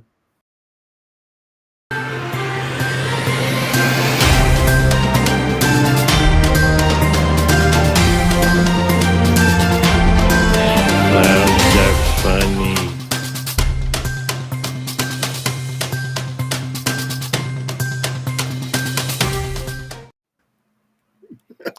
I love Andrew it. says Ted Cruz is pretty fucking funny. I think it's funny. I don't care. It is pretty funny. I actually enjoy it, to be honest. I won't lie. Yeah, Justin says the GME guys talk so much shit about y'all and they don't do 1 ounce of TA. They try and do TA, but they don't really know what they're talking about over there, unfortunately. Oh, he says you don't need to do TA. Well, again, my thoughts on the whole GME analysis, they only want to focus on the cash on the balance sheet. And by doing that, it's a diversion tactic because they know they can't talk about anything related to earnings. Go to stockanalysis.com or Yahoo Finance and look up Best Buy versus GameStop on ROA, return on assets, ROE, return on equity, ROIC, return on invested capital. Look at the PE ratios. Look at anything related to earnings. You'll see that based on current numbers, even with $4 billion on the balance sheet, the only thing you could say good about GameStop is they have $4 billion in cash. Yeah, they have $4 billion in cash, but even with an $11 book value per share, cash sitting on the balance sheet is useless, and no one on Wall Street is going to give you credit for that. This is their big mistake that they keep making, which is why I'm covering more GameStop now to bring some sanity into the discussion. They have the ability to pivot that outlook and get analyst upgrades when they invest that money into something. So there's potential with GameStop. I'm not negging GameStop. Just saying anybody that's telling you, look at the book value, it should be $50 based on book value alone. These other companies don't have 5x book value because of cash. They have 5x book value because they actually have a multiple of earnings per share. That's what they have. Book value is an afterthought for these other companies. Anya, his name is Options Trader. I know that's complicated talk for any of you who haven't taken an accounting or finance class, but stick around and we'll keep talking about it. One day I'll do a video on it for GameStop, but I've had the video ready to go for weeks, but why be a wet blanket when it's a momentum trade right now anyways? The only reason I even talk about it is I use that information to make sure I'm not overpaying for GameStop right now. My analysis, Wall Street's analysis of it, is it should be pushed down a little bit more. Maybe it will, maybe it won't. If it goes up, I will jump in. I'm ready to go if the momentum changes. But Frankie's being funny again, Tony. But without earnings, the likelihood is, or Roaring Kitty news could change it. Ryan Cohen news, Larry Ching. There's a lot of things that can change a momentum play on a dime. But these guys should stop talking about the financials because they don't really know what they're talking about. Book value, nobody cares. Nobody cares about book value unless the market cap is under book value, and it's not. Option Trader says, no hate, respect for what you do. Your info is very important. Thank you, my friend. Eight Fathers Manchild says, please look at ChargePoint and Fubo if I can. He went long on ChargePoint. I did own some ChargePoint a couple of years ago, and I had to get out of it. I haven't looked at it recently, but I will. All right, which Frankie comment is he talking about? The SFS PCAs? No, he said he said breaking news: Ryan Cohen's donating $4 billion to AMC. He's just being a smart ass, dude. I'm trying to find it so I can laugh too. It's at the top. Most recent.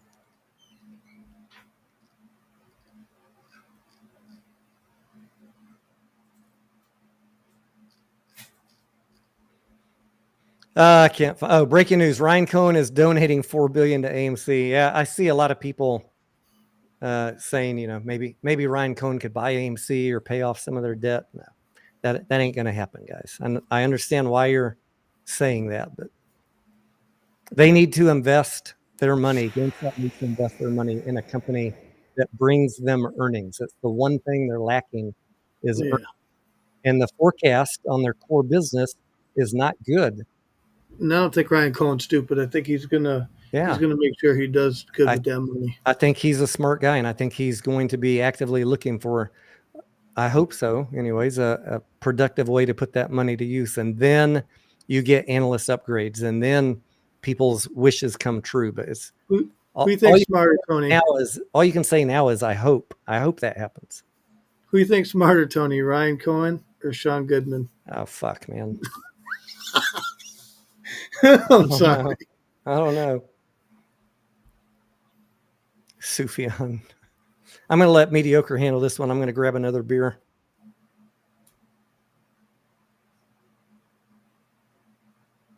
Oh God, Sufjan.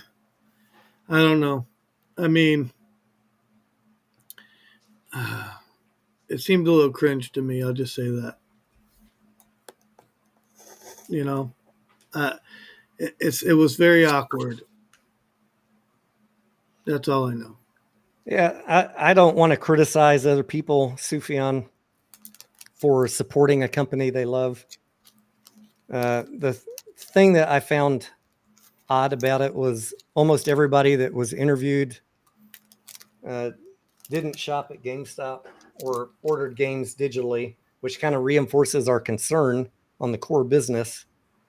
And I found it odd that said YouTuber was pumping a credit card with a ridiculously high interest rate, which is fine if you want to do that. But on the back of making fun of AMC's credit card for the same thing, I just find that kind of, if it's a credit card for AMC, it's awful. But here, get this high interest credit card for GameStop and you're golden. When I see people that can't be consistent in how they analyze things, it makes me question their motives. Yeah, the thing I didn't like about it, though, I'll tell you honestly, is because I don't think it really helped GameStop. You know what I mean? I understand why he did it, and I don't hate why he did it, right? He loves the company, and he wants the company to succeed. I have no problem with that. It's just that I don't really think that it was beneficial to what the company needs. You know what I mean? I have no problem with him doing it. I'm just going to point out the credit card inconsistency. If you're going to hate on something, hate on it for everybody, including yourself. Have you heard me hyping the AMC credit card? No. Do I have one? No. Why? Because the interest rate is ridiculous. And I would say the same thing about GameStop. Oh, well, just pay it off every month. Okay.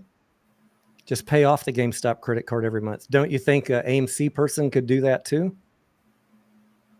You didn't say that. You just went on a hour-long rant about how awful the AMC card was, but now you're out there on the streets telling people to get a GameStop one. It's just this inconsistency of message I find very disturbing. Hypocrisy is the right word, Anya. Thank you. It leads one to believe that someone has a bias that they won't admit to themselves or their viewers. I'll tell you straight up, I have not made to my knowledge, not made a AMC credit card video. I've told you guys, don't even count on revenue for the company from the AMC credit card, and I do not have one. And I'll admit this, right? I understand he's passionate about GameStop, and that's all fine, right? I'm passionate about trading stocks. Okay, I trade. I'm not a buy and hold guy. I'm sorry if you don't like that. That's just not what I'm willing to do. Okay, I'm in the market to make money. I trade. You may not like traders, but that's what I do, right? Hey, there's traders all over the world trading GameStop. So, why he picks on certain people that are trading it, I don't know. If it's offensive to you, fine. Just focus on your channel. If we're over here making money, let us make money. We're all buying the stock. Sometimes we sell it if it runs up way over fair value, and then we buy it again when it comes back down. Not like we're shorting the fucking stock. Yeah, I don't short anything. I'm not interested in that. Anyhow, there's some people mediocre, even in some AMC YouTubers, they only want you to buy one stock. Yeah. I think that is also that's a very dangerous message. You should have diversity in your portfolio.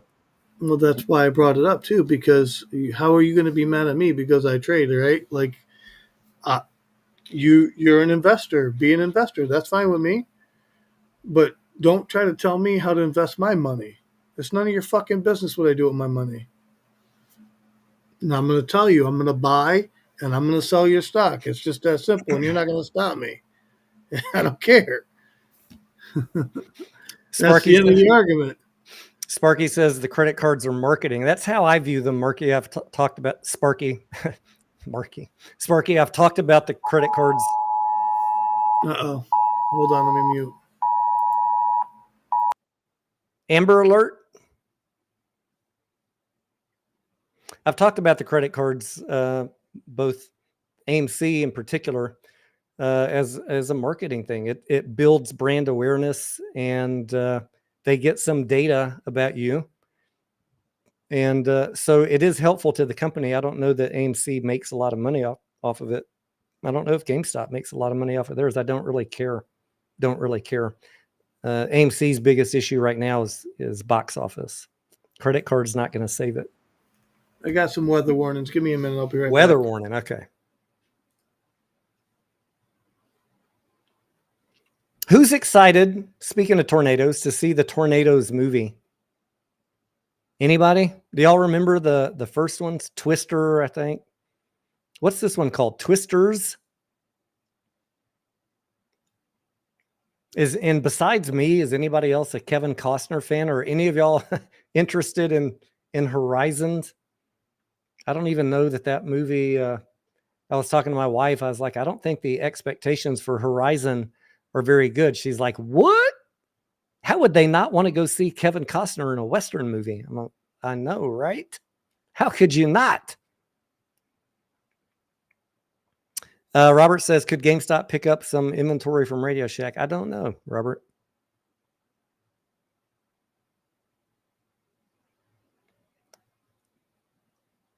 I mean, the world is their oyster of what they decide to do. Yeah, I will support whatever Ryan does as long as he tells me, here's our expected earnings from this endeavor. I think Ryan is a smart guy, and I hope he does something smart with the money for everybody's sake. It kind of pissed me off, that article on GameStop that came out today that called them a ineffective bank. Oh, if Ryan just invested the money in T-bills and made $100 million a year in interest, that's not really good. Well, did he say he was going to do that? Why are you going to write an article? You're just an idiot, whoever wrote that article.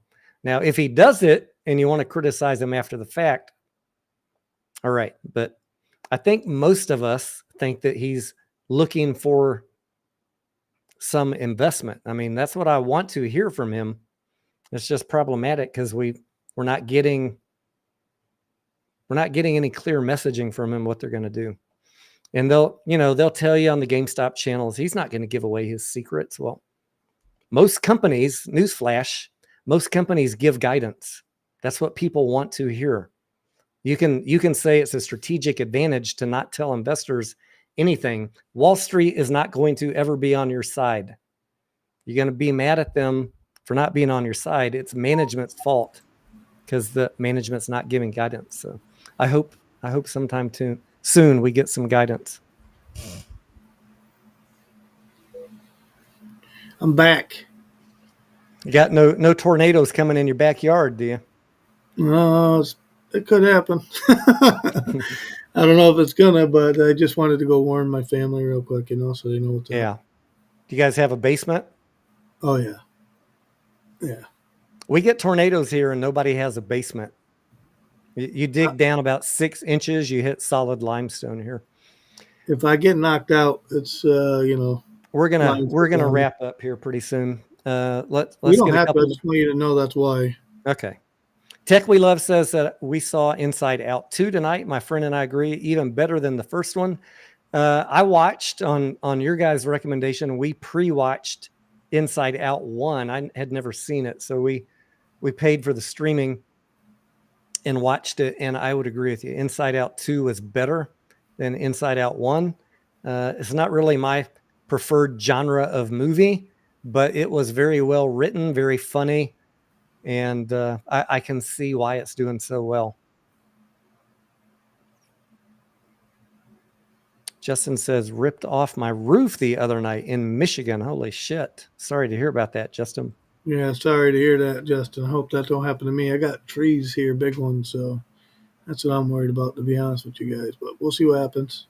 We had one, I remember when I was working my corporate job, we had one, I was at work and the alarms went off and everybody, sheltered in place.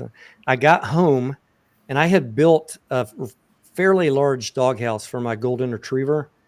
Mediocre. It got thrown all the way across the yard.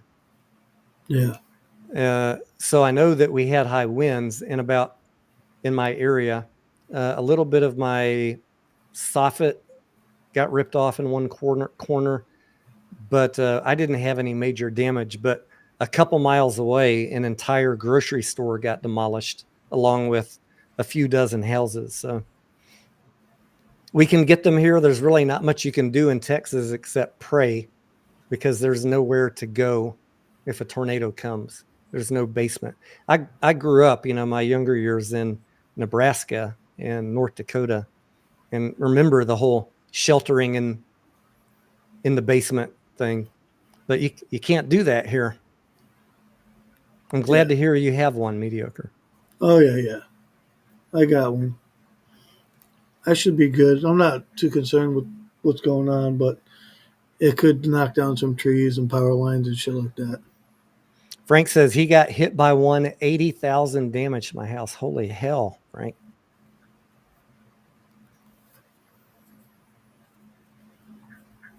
Any other questions? Preguntas? Dímelo. Pregúntame. Wizard of Oz was classic. Now that's a good movie, Anya. I told you I was born in the wrong time. I did like that movie.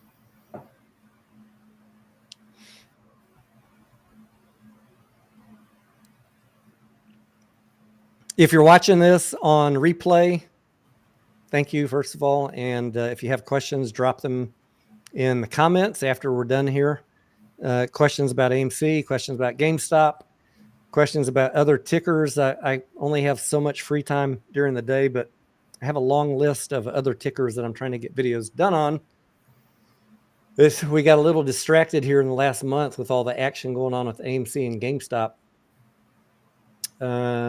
Let's see. What else has been going on? Oh, we had the Rivian thing. Rivian got an investment from VW. I posted on that today on Twitter and the community tab. Just a couple of thoughts for you guys on that. Mullen, I'm not a Mullen investor, but I saw that they had another 75 million share offering. What else have we been talking about, Anya or Mediocre? Hawaii Electric down at 920 today. That's one that we're playing. I do have puts on Rivian, which I did not end up getting out of today. I think I was up 40 or 50% on those. I'll wait and see what the morning looks like. I asked you about them. Mediocre, how many times have we had this conversation where I say I should have sold because I was really, really up? and then the next day it goes the wrong direction. Why didn't you sell that shit, Tony? Because we went to a fucking movie. And right when I was walking out the door, it started pivoting the wrong direction. I was waiting for it to go below $14. It got down to $14.12 and then rallied up the other direction. So I'm not in the red, but I have some that expire Friday and some that expire in July. So I at least want to get rid of the Friday ones tomorrow. God, that fucking big ass candle at the end of the day. Last fucking it wasn't even that big. Sorry, I was looking at the weekly. It wasn't that bad. Went from 14.17 up to 14.70. I still got a chance tomorrow for it to come down a little bit. The VW deal got announced as a $5 billion deal, and as I was reading the filings, I was like, this is not a $5 billion deal. This is $1 billion in convertible stock at a convert price of 1082. 1082. The stock was trading at 18, $17.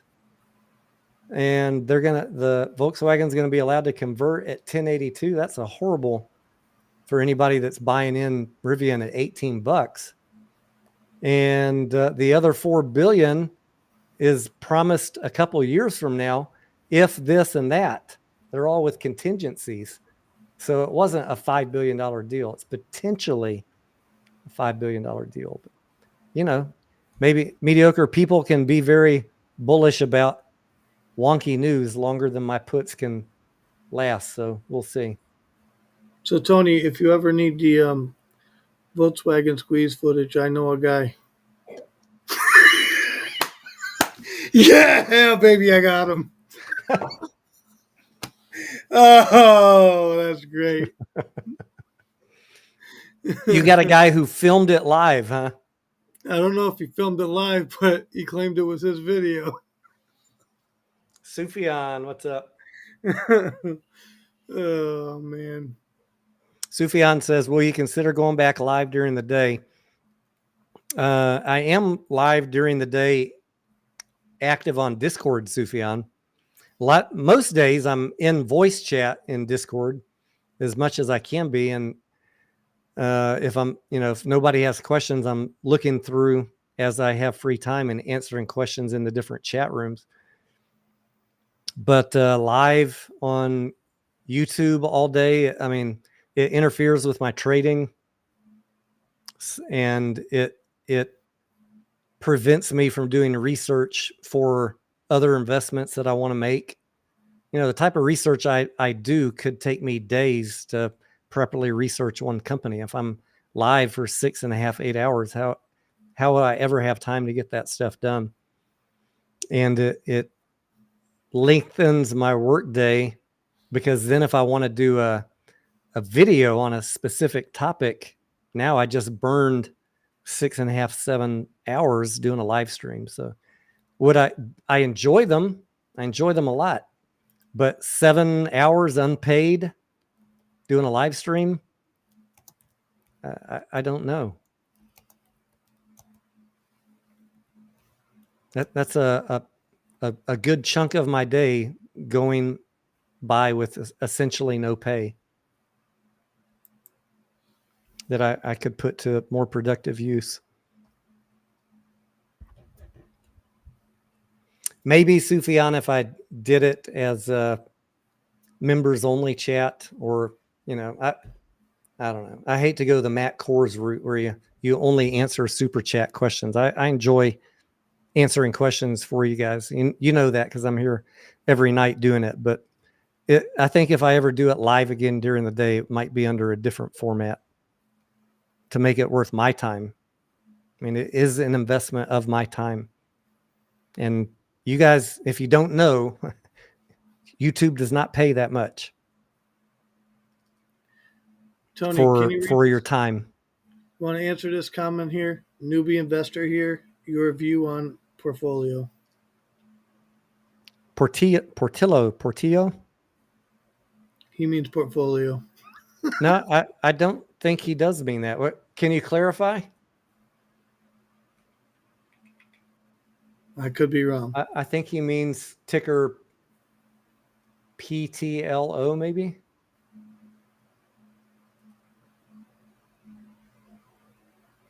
The restaurant, is that what we're looking at? Maybe he'll respond. I'm giving him a minute. I misunderstood his question then.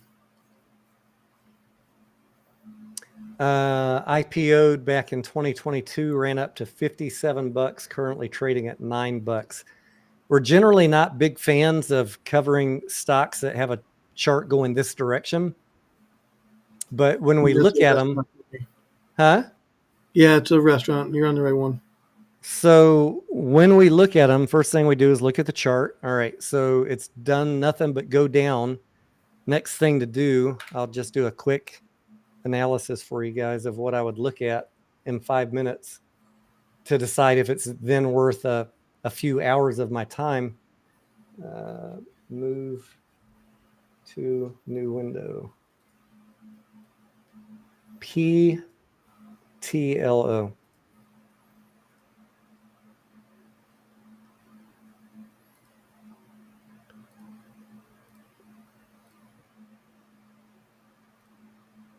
I didn't even know that was a restaurant. Yeah, I've heard of it. PTLO. All right, so we'll look at a couple things real quick, and I have videos for you guys on my channel how to look at a balance sheet, an income statement, and a cash flow statement in 5 minutes without an accounting degree, and determine if it's worth your time. This is a great website, stockanalysis.com. First thing I do is just start out looking at what are the analysts forecasting before I go look at the financials. Someone else has already done the work. They have an average price target of 1643. That's a pretty good sign, right? Mediocre. Yeah. If we're at 995 and the average analyst is saying $16, okay, so 65% potential upside over the next 12 months. And they're telling you it's a buy right there too. Yeah. The other thing that I do though is not just go by that. I go look and see how fresh are these price updates. So when we go down and look at the forecast that happened in May and June, we got 13, 13, 15, and 18. Okay. So there's a wide variety of opinions between 13 and 18 that have been put out there in the last month. Or still, I mean, a 30% gain for some people, that's not bad. $10 to 13. Okay, so let's look at the financials real quick. Income statement, revenue. Is it growing? That's first of all on an annual basis. Yes, that's good. Operating income, flat, but growing over the last 3 years. Y'all can see this, right? Net income was negative in 2019, but it's on an upward trend. So these are all good things. Shares outstanding. I'm seeing dilution happening. Looks like they did a share buyback in 2021, possibly, but they have been issuing shares over the last 2 years. And earnings per share go in the right direction. So this just off the bat says it's worth keeping on looking. You with me? Yep. There's nothing, we've seen far worse than this, right? Mediocre. Absolutely. They have gross margins at 24%, operating margins at 8%. I'm not super familiar with the restaurant industry, so you'd want to compare those to their competitors. How do these profit margins stack up?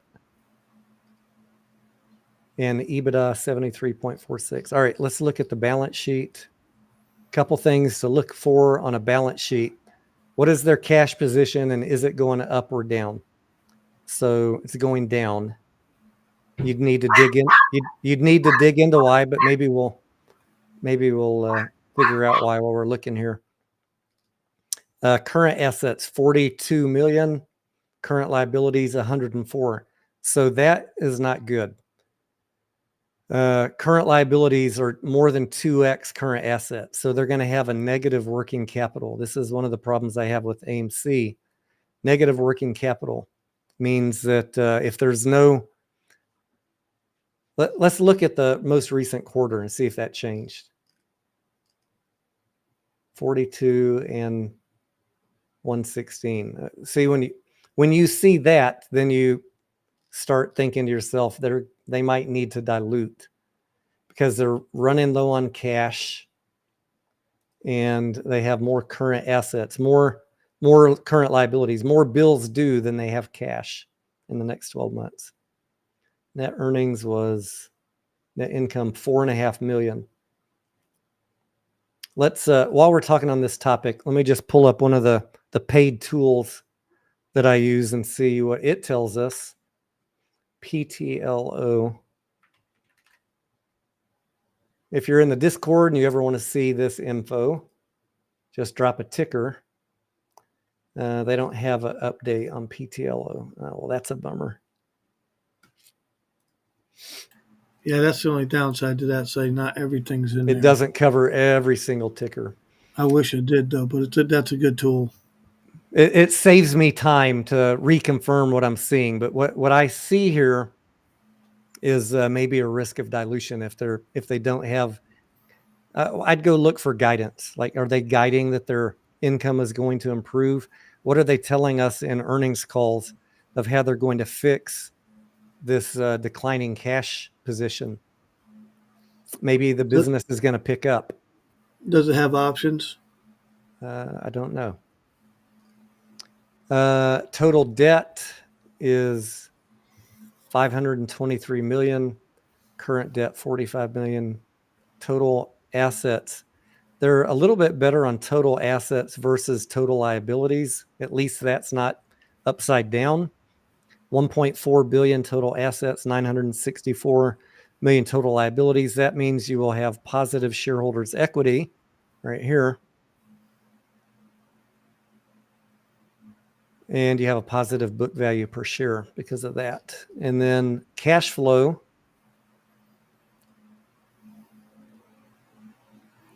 Operating cash flow is okay.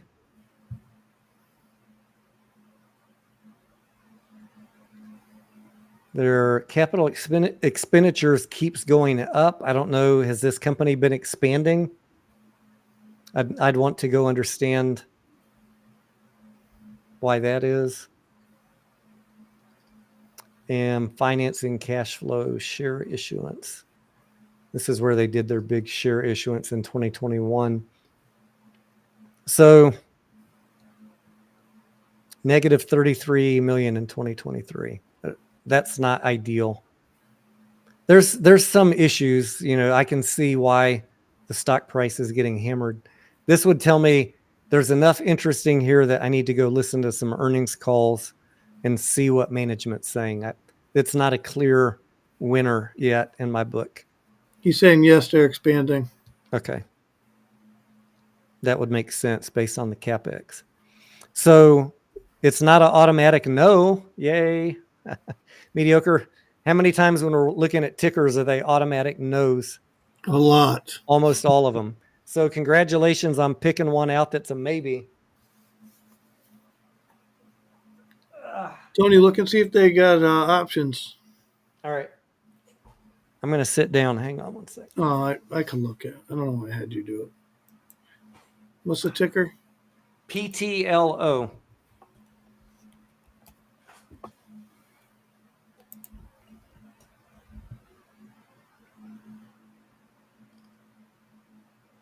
They got monthlies. Any interesting IV where you could sell puts and get into it, mediocre? You could sell $9 to get 5 cents, but that's not great now. Well, it's the options contract for July 19th is trading between 5 and 15 cents, so you can get somewhere in between there depending on where it's trading at. 10 cents for a monthly? That's not super interesting to me. No, I'd really want to buy. I'd really want to own PTLO. You know what I'm saying? I'd really have to be like, man, I need to own this thing. I'm willing to take 10 cents and tie up $900 or $1,800 for a month. I think I could make better use of that money rather than selling puts. Yep. I don't know. I mean, the restaurant industry can be fickle. That's all I can say. I don't tend to buy them. Although that very attitude screwed me when Chipotle came out. I said, I ain't going to buy a fucking burrito company. I remember when Chipotle IPO'd and Jim Cramer was all like, yeah, Chipotle, I love Chipotle. I was like, I'm buying tech companies, dude. Guess what? Half those tech companies ain't around anymore, and Chipotle's killing it. Yeah, they are. And they don't do anything to hurt their stock price at all. Anya says, I hated my one meal at Chipotle. From time to time, maybe twice a year, Anya, we will eat at Chipotle just because it's the closest to wherever we're at. I've never hated my Chipotle. We have competitors local competitors that are better because they have like flavored tortillas and they have different meats besides Chipotle. In fact, often, if I'm picking up my son down by UT campus, we'll go to the local place. I forget the name of it. But I've never hated my meal at Chipotle, but the people that love it, Anya, they're fanatics about it. And that was my mistake. My mistake was judging Chipotle based on my preference. Sometimes I have to learn the hard way. Like, just because you don't like movies, you don't have to hate on a movie company. Just because you're not a gamer, you don't have to hate on a gaming company. What do the fans in that genre think of it? What do the customers think of it? That's really the question to ask yourself. And I told you guys that story back in 2020 when I was talking to a friend and client of mine prior to the election. And I said, look at all the money that Zuckerberg is spending on Biden's campaign, all the pushing on Facebook. I was like, you got to buy Facebook. And I'm not a fan of Facebook. Like I don't even have a Facebook account anymore. But we got it in for her at a cheap price on Facebook. And then some months after the election, sure enough, just like I predicted, it freaking ran. And I called her up. I was like, are you happy? Are you seeing what's going on? She's like, I didn't want to tell you, but I sold it because I really don't like Facebook.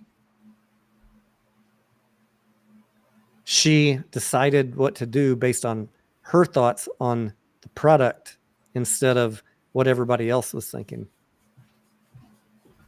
So I guess that's just my way of telling you guys, as you're looking at plays, don't just look at it like what you think about the product. Oh, that's how we made all that money on DWOC. Remember all the people that hated DWOC when it came out mediocre? That's a Trump stock. Fuck that shit. One of our best days ever trading DWOC when it IPO'd, because I got in the head of the Trump fanatics. I'm like, they're going to send this thing to the moon. And boy, did they.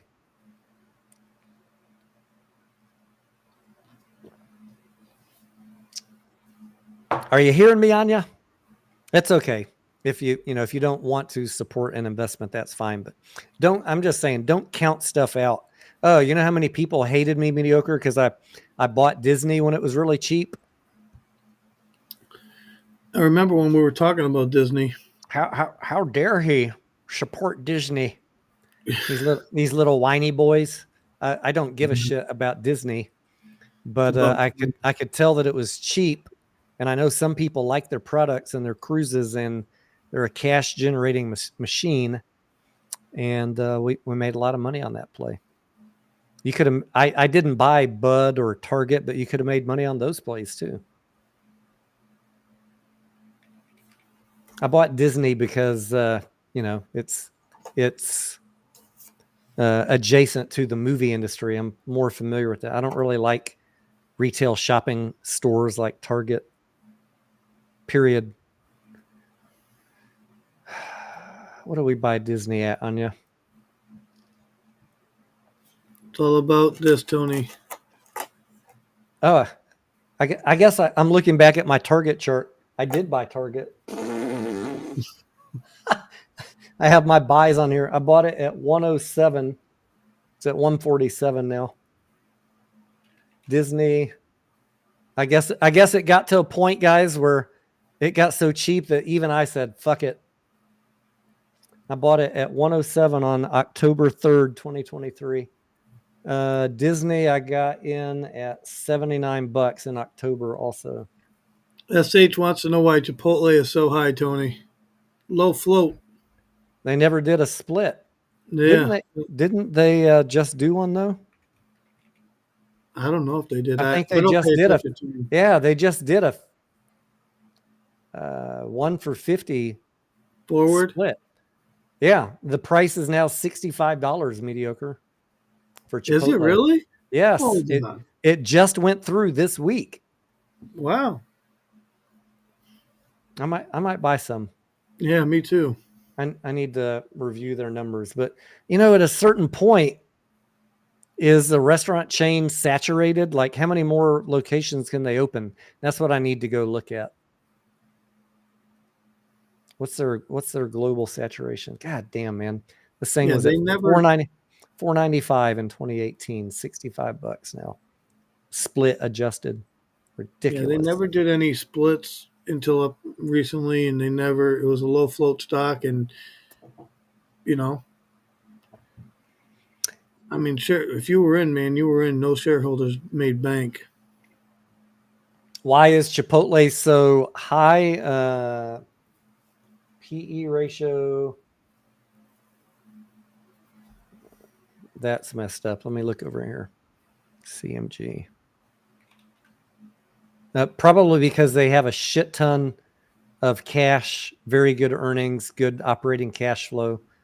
Look at this. 1.7 billion in cash flow, operating cash flow in 2023. Net cash flow, 177 million. They did share buybacks. They've been doing share buybacks for 1, 2, 3, 4, 5, 6, 7, 10 years in a row. That's what happens. I was just listening to somebody way smarter than me talk about when you have a fuck ton of cash and your business is starting to slow down, mediocre, because you're so big. What do you do to give value back to the shareholders? You buy back shares. Yeah. Kind of makes sense, right? Yeah. Because you can't grow the earnings you can't add infinite locations. But if you're a cash generating machine, you can just buy back shares, and that benefits all shareholders. So looks like that's what they've been doing for a long time. 1.3 billion in cash on the balance sheet. When they buy back shares, Tony, what does that do to the float? Reduces the float and increases earnings per share. Working capital, 590 million. Shareholders' equity, over $3 billion. Yeah, it's a solid business. And this revenue chart, they've been growing their revenue every single year since 2016. They had one blip. 2016, they had a decrease from the previous year. This is what you want the bulk of your portfolio consisting of. Charts like this, companies like this. Look at this shit. That's a yearly chart, top line revenue. Net income, beautiful. But y'all want to fuck around and put all your money in a company where the chart's going the other direction, below the horizontal line. I mean, I love playing those too. I'm not being mean to you, but I put this much in them. I don't want you mortgaging your house and putting it in a company that's all the numbers are below the line. Look for these. They're boring. I get it, people. You're not going to be crying. Cheap shares, I get it. Cheap shares, you can get a lot more shares when they're cheap than you can when they're more valuable. But the problem is most of the time they're cheap for a reason.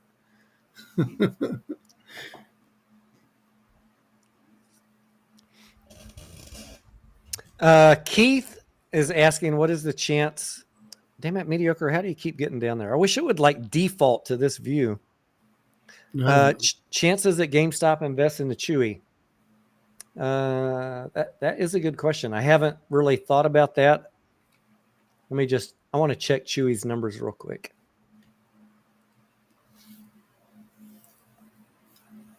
Revenue, beautiful. Net income, just got profitable. Shares outstanding, that's probably just executive awards. That doesn't even look like shareholder dilution. Earnings per share just got profitable. Free cash flow positive. Balance sheet, 600 million in cash. decent. Current assets versus current liabilities. 2.1 billion versus 2.1. Balance sheet is, what's the enterprise value on this thing? You're saying, are they going to buy them or invest in them? Invest into Chewy. Yeah, invest. Let's see what the enterprise value is on Chewy's statistics. That's what I'm looking for. 12 billion. Ryan doesn't have enough money to buy Chewy's. Invest in? Maybe. Could he invest in the stock? Maybe. Yeah. Net income. Okay. Cash flow. Operating cash flow. Beautiful.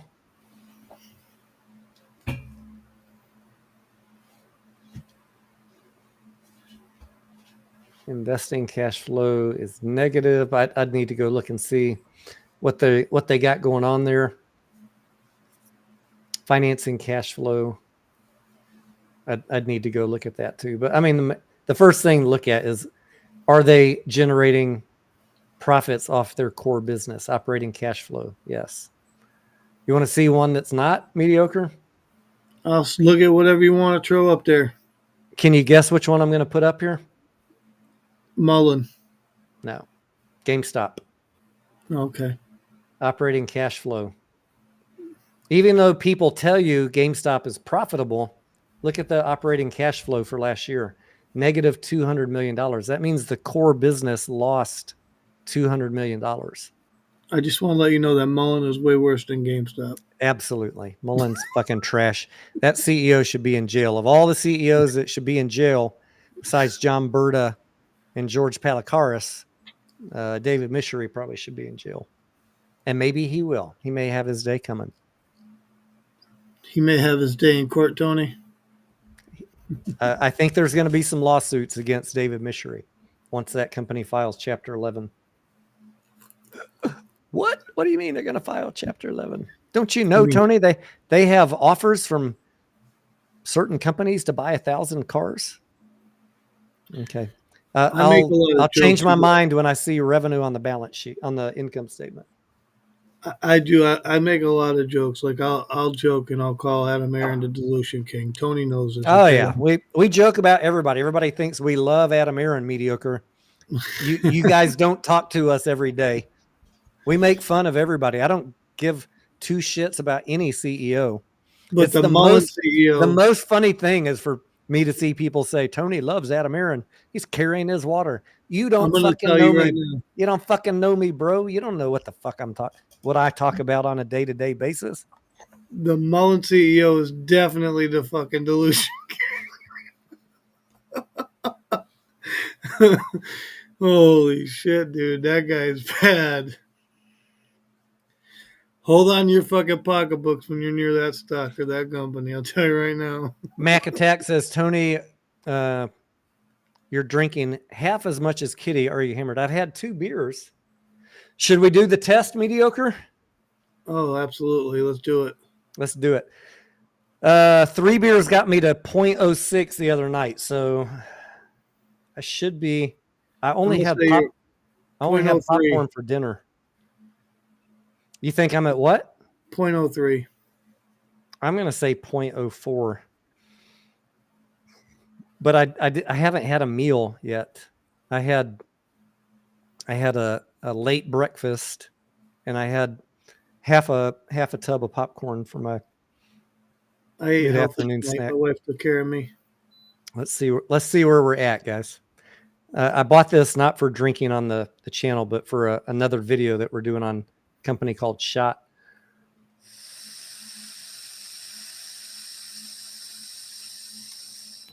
But since it's here, we can check it out. Calculating. Wow.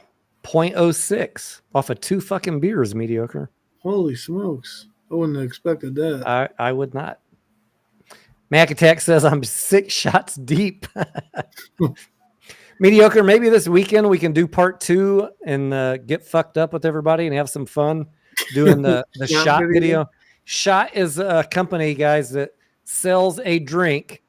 They sell a little drink that they say if you drink it, it will within an hour drop your BAC more than just your normal body metabolizing the alcohol. So about a month ago, we did a part 1 where we just, what did I do? About 6 shots over a few hours, mediocre. I took a shot every 30 minutes and measured my BAC.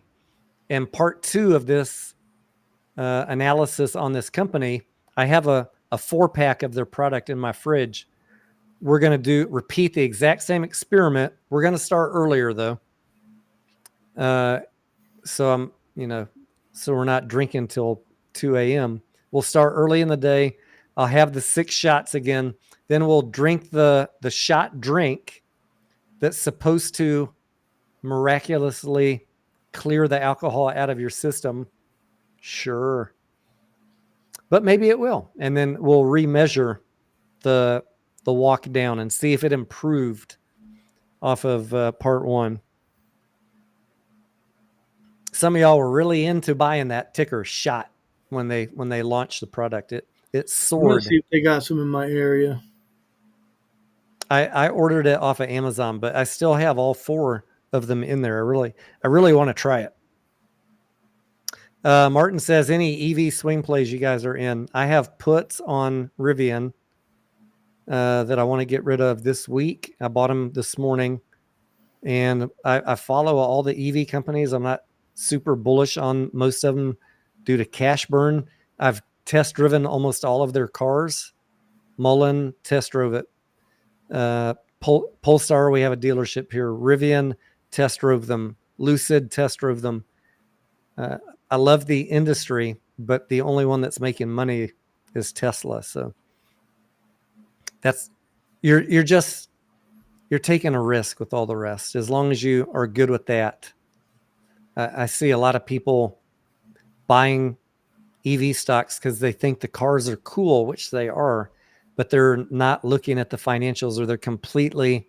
My good friend Mullen Ernie. You guys know Ernie covers Mullen. He's so bullish on Mullen, bless his heart. But he's just in denial about the cash burn and the lack of revenue and the overwhelming tsunami of dilution. Is there YouTubers for every stock, Tony? Yes, there's YouTubers for every stock. And, I try and interact with these people and help them a little bit, but there's only so much you can do. If they can't read the financials, you can lead a horse to water, mediocre. But if they've drunk the Kool-Aid, it's too late.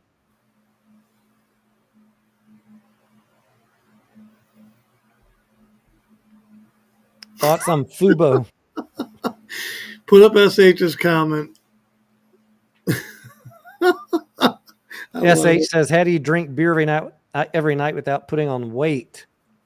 2 beers 3 nights in a row and my shirt won't button up. Just don't eat, SH. My eating regimen is mostly keto, so I'm not eating a lot of carbs other than when I go to a movie. That helps a little bit. But I have put on some weight. I'm not at my fighting weight right now. Spider says, please review Polestar. I need to do a circle back on all of the EV companies. And I was trying to do quarterly videos on them. And then I realized I'm going to be covering companies into a decline. And I don't know if that's a good use of my time. Mostly what I convinced myself of is Tesla is the one that I should be paying the most attention to. All the rest are fine vehicles, but the finances of them and the cash burn to get up in production. Look at this fucking chart on Polestar. Nothing against any of them, but look at this shit. Look at this shit, mediocre. Oof, god damn. What is that? Polestar. That's a car company? Yeah, $16 down to 70 cents. And I guarantee you, if I go look at their latest financials, this is the problem with all of these companies. They're not generating. I have a spreadsheet on the mediocre.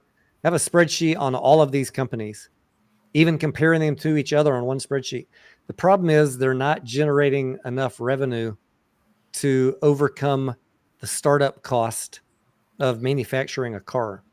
Now, at some point, if they don't go bankrupt, then you could get to a point where if you got in at the absolute bottom and you managed to avoid bankruptcy, you're going to do okay. But many of these companies will not make it, or they'll have to get bought up by someone else. Tony, I know a car company that chart doesn't look like that. Tesla, Ford. That's a good one. Ford was the one I was thinking of. I wish the Ford chart wasn't so boring. I mean, it is very boring. I used to buy it 20 years ago, and it made me yawn, and so I stopped buying it. It still does, Tony, but you know what? You can make money. I was looking at it. I want to do. I was looking at it mediocre as a potential wheel strategy stock, but even the premiums on the options were kind of boring because why? Yep. Lack of volatility. That's exactly why, lack of volatility. No, Anya, it's trading around $12 or something like that. Holy fuck, Fubo. Mediocre. Holy shit! How many reverse splits has this company done, guys? $1.5 billion down to $1.18.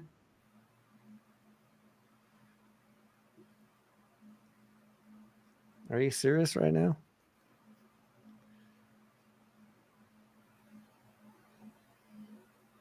I can't touch it when the chart looks like that, Tony. I can't touch it.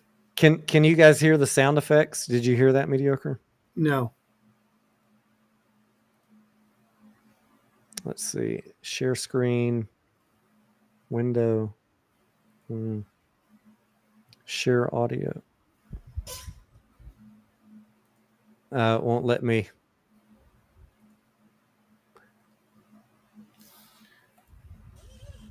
Tell me if you can hear this. Hang on.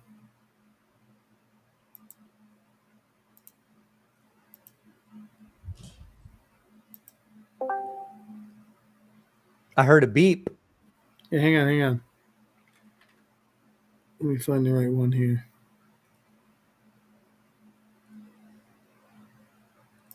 We are selling to willing buyers at the current fair market price.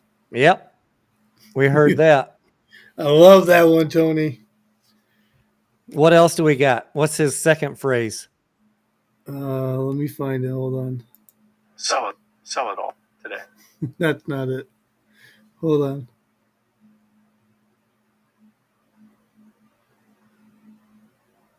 You're selling something that you know has no value. That's the one right there, Tony. That's the one. You guys know how many times we play those clips when we're talking about different stocks during the day? Hey, are you going to buy this stock or sell it? I'm going to fucking sell it. And then someone will be like, you're selling something that you know has no value.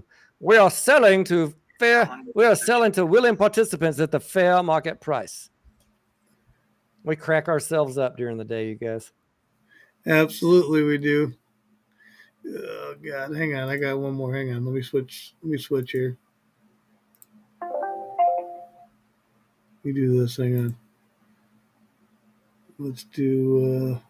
Good Lord, Fubo. I'm not fucking leaving. Just don't play anything with music, mediocre, please. Yeah, I won't. None of those. This is another one of our favorite ones right here. A bullshit.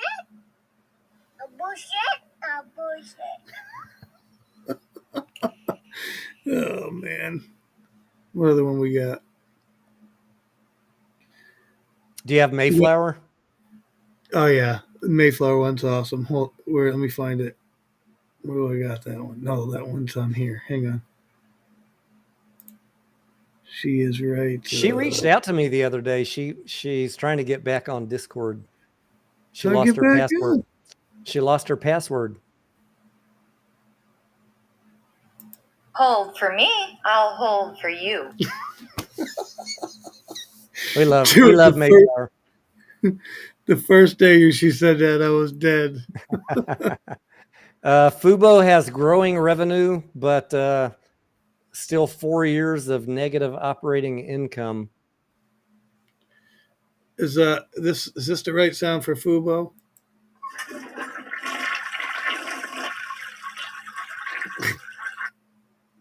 All right, I gotta stop. Negative operating margin, negative profit margin. I mean, you're going to have to sell me guys on the turnaround story here. There's nothing I can tell you that's good about this. You got to sell me. People hate me, and they ask me about a ticker, and I look at the financials, and I'm like, what is the good story here? You got to sell me on it. Negative working capital, more liabilities than assets.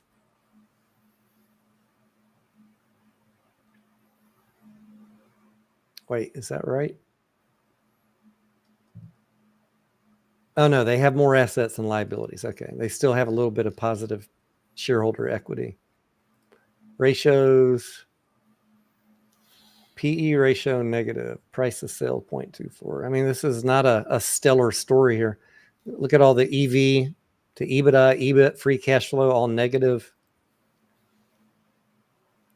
Return on equity, negative. Return on... Sell me on it. Sell me this pencil. What do you love?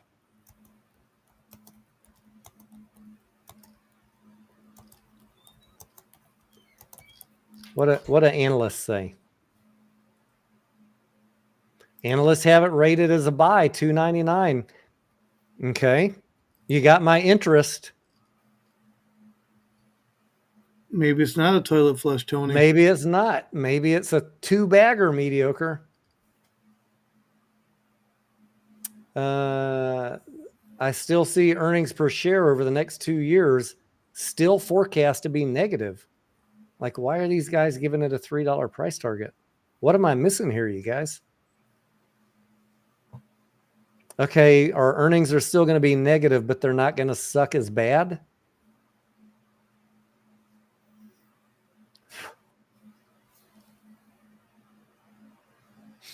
I mean, the directional growth of revenue forecast is good. I'll give them that. But I'm very critical. I've got a certain amount of speculative plays. You got to really sell me on why I need one more. Doesn't mean that Fubo can't go from $1 to $3. I'd rather buy in at $1 mediocre than $1.5 billion, wouldn't you? Yeah. Maybe all the risk is worked out of this thing right now. Maybe we go buy a little bit of it mediocre just for grins. It's a TV stock? Fubo is a sports first live television streaming company. Is it illegal though? I would assume so because they've been around for a long time. I mean, I've definitely heard of Fubo, but every time I look at this chart, I'm kind of like, eh. You know what I mean? How you see streaming companies streaming that stuff that's not really. Those of you that are invested in this play, who've been following it for years, you tell me right now, should I spend 2 hours of my time over the next week to go read up on this company? Are you gonna sign your name to that? Tony, yes, you must go look at it. Tell me right now. Hold on. Let me look at some. Anya says that chart doesn't look good. Look at this chart, Anya. This is the Tony. Yo. They got weekly options. How do they look? What's the IV? Okay, so their strike prices are spread apart. So let's see. There's nothing at the dollar strike right now for this week. But let me look at next week. Hang on. No, nothing at the dollar strike. So you can't sell a put for $1. You can only sell an in the money put for 8 cents. You could sell them for mid-July for $1. 3 cents. Yeah.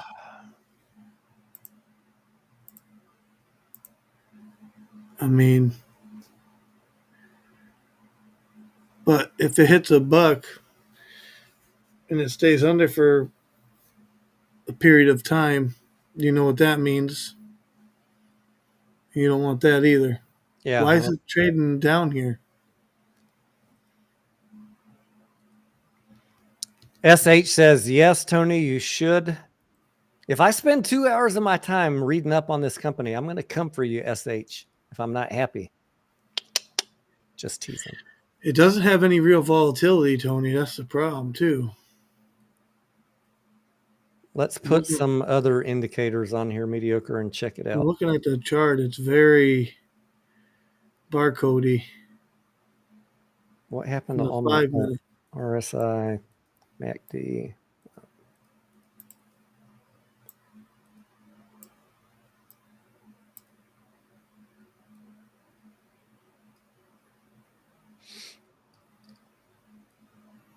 It ran up today. Was that today? Yeah, it was today. I shouldn't say run up, but it went from 115 to 121, so it gained 6 cents today. Looking at the daily chart, mediocre, I'm seeing like maybe if it can break through 130. But I mean, at this point, you've got to have some catalyst from the company to turn this thing around, don't you think? Yeah. You get a positive catalyst from the company in terms of good news, and then the stock starts pushing up over 130. Then it could be free to run based on the news and the technical turnaround. But right now, this chart just looks like dog shit. Well, Tony, check and see if it's on. And I'm not just looking at the chart in isolation. I'm looking at it combined with, the past couple of years of financials. Like, no wonder it's going down. So there's got to be a turnaround story. And if that turnaround story happens and a stock is this cheap, then it could be kind of interesting. Look on Dilution Tracker, see if it's on there. Yeah, let me see. And guys, what's the short interest on this stock? It being shorted? All right, we do got a... Oh, man, that looks ugly. Oh, maybe I have the wrong ticker. Hold on. No, I got Fubo. Overall risk of dilution high, offering ability high, overhead supply high, cash need high. Company has 5 months of cash left based on a quarterly cash burn of $67 million. Yeah. And they have convertible notes. I mean, there's just a lot of ugly stuff here. Yeah, so what happens is it'll break below $1. It'll be down there for a while. Then Tony knows the deal. They'll do a reverse split. They've got 2 open ATMs. They've got a new shelf with infinite capacity. March 2024 shelf. Good Lord, man. This one, I mean, it's a risky as fuck play. That's all I'm going to say. Even if it gets running up, I would say they're very likely to smack you with some dilution or converts. What's the conversion price on these convertibles? $383 and $57. Man, that guy got screwed.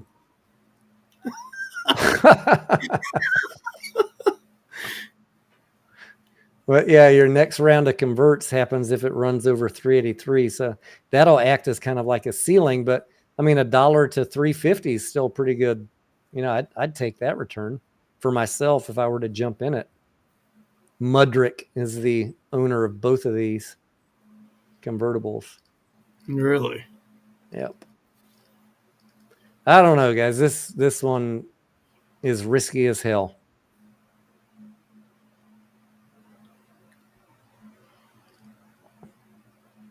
What kind of reverse split you think they could do? They're close to under $1, Tony, right now.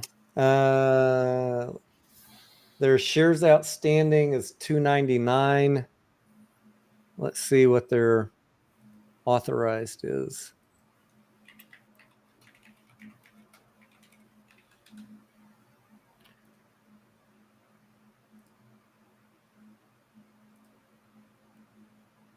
It rejected on the 9 on the daily today.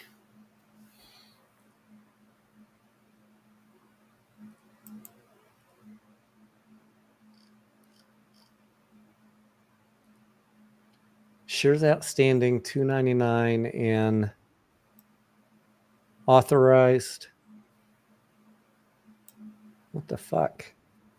They're at full capacity. Their authorized is 299. Well, let me guess. They have a vote coming up for a reverse split or They more have to. share. Yeah, or more share authorization. Let me check.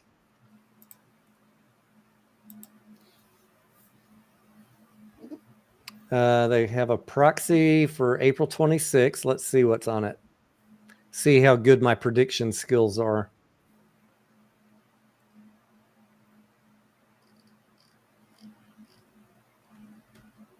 Can you guys see this? Yeah. Yeah. We'll see it better if you slide the chat off the screen. I don't see a reverse split on here.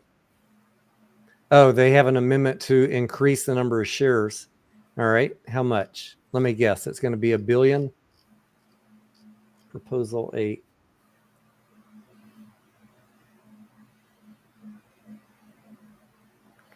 $1 billion, then they'll do a reverse split.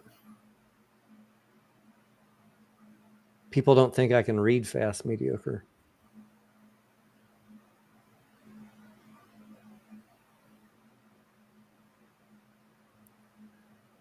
I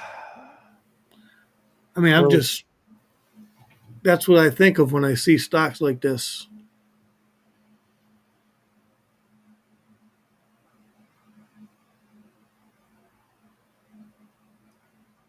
Oh, it's proposal 6. I don't have my contacts in.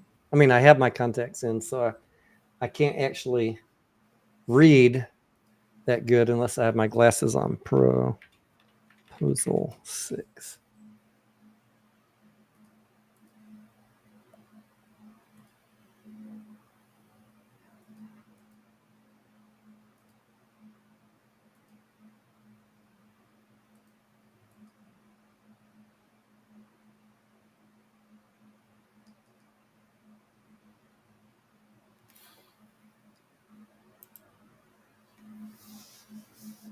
Yeah, I was right. 1 billion.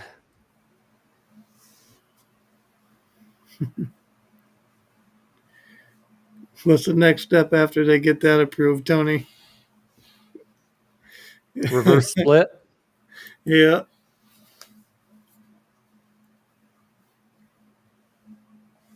Yeah, if they drop below $1, anyways, you're gonna have $1 billion shares authorized, and they'll drop the float down to 20 or 30 million on a 1-for-10 reverse split. And that's a money printing machine for the company. Beautiful, but for shareholders, not that great. Yeah. No. And as soon as that gets approved, the shorts are going to attack and drive it under $1. It does say here that total authorized shares is 800 million. I don't know why on the 10Q I was seeing it says authorized is 299. It should say 800 million here. Balance sheet.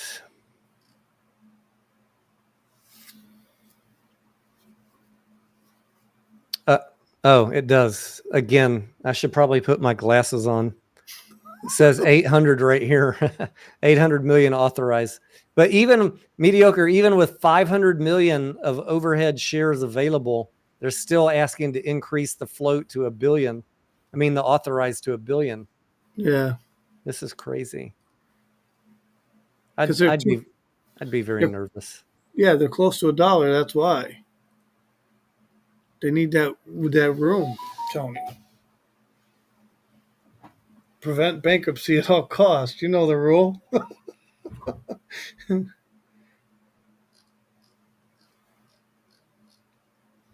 Nobody wants to go back to the pink sheets. We're talking Fubo TV, right? Yes. That's the one I'm looking at. Someone is asking about Fubo. Yeah. No. We're both looking at Fubo. Fubo. All right. Any other AMC questions? We're getting kind of off track here. I don't mind answering other stock stuff since we're all hanging out. What time is it? 10:30. My body wakes up at 3 or 4 in the morning. I need to get 4 or 5 hours sleep. So we'll probably wrap this up in about 2 minutes. 1 minute. Mediocre, thank you for hanging out. Anya, thank you for modding. Mediocre, who else? No other mods here tonight. Anya, doing all the hard lifting. Anya, were people pretty well behaved tonight? Did you have to smack anyone? Thank you to all of you watching. Great questions. If you're watching on replay, feel free to drop us some comments. Go sub to Mediocre. It's Mediocre Trader on YouTube. If you're in Fubo, yes, we will be praying for you. Anya says, no turmoil lately. Maybe we got all the crybabies blocked, Anya. Finally. Maybe we can take this channel to the next level with people that actually want to learn and not complain. I mean, that last 10 minutes was a good learning experience, if you ask me, Tony. We do this all day on many, many tickers. What you guys just saw us do over the last 30 minutes, all day, every day. What do you think about this ticker? What do you think about this ticker?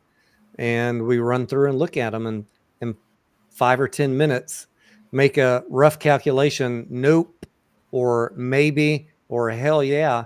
If it's a hell yeah, I usually, if I stumble on a hell yeah, I'll buy a little bit right away. And then I'll spend more time. I'll go listen to earnings calls, listen to what management has to say. Yes, Ryan Cohen, that is important. People do want to hear that stuff. I'll read through 10Qs. I'll read through months of news articles and analysts to see, is this worth more of my time, more of my money, worth a video to you guys? Not everything makes it to that final level. But if I buy something, I post it in the Discord. Not because I want you guys to run in and buy it, but just because some people want to see what I'm trading. Generally, only a few people have access to that anyways. Out of everybody in the Discord, only a few get to see the trades. Mediocre, there was someone that made a post that I post all my trades in Discord to run pump and dumps. Again, you don't know me.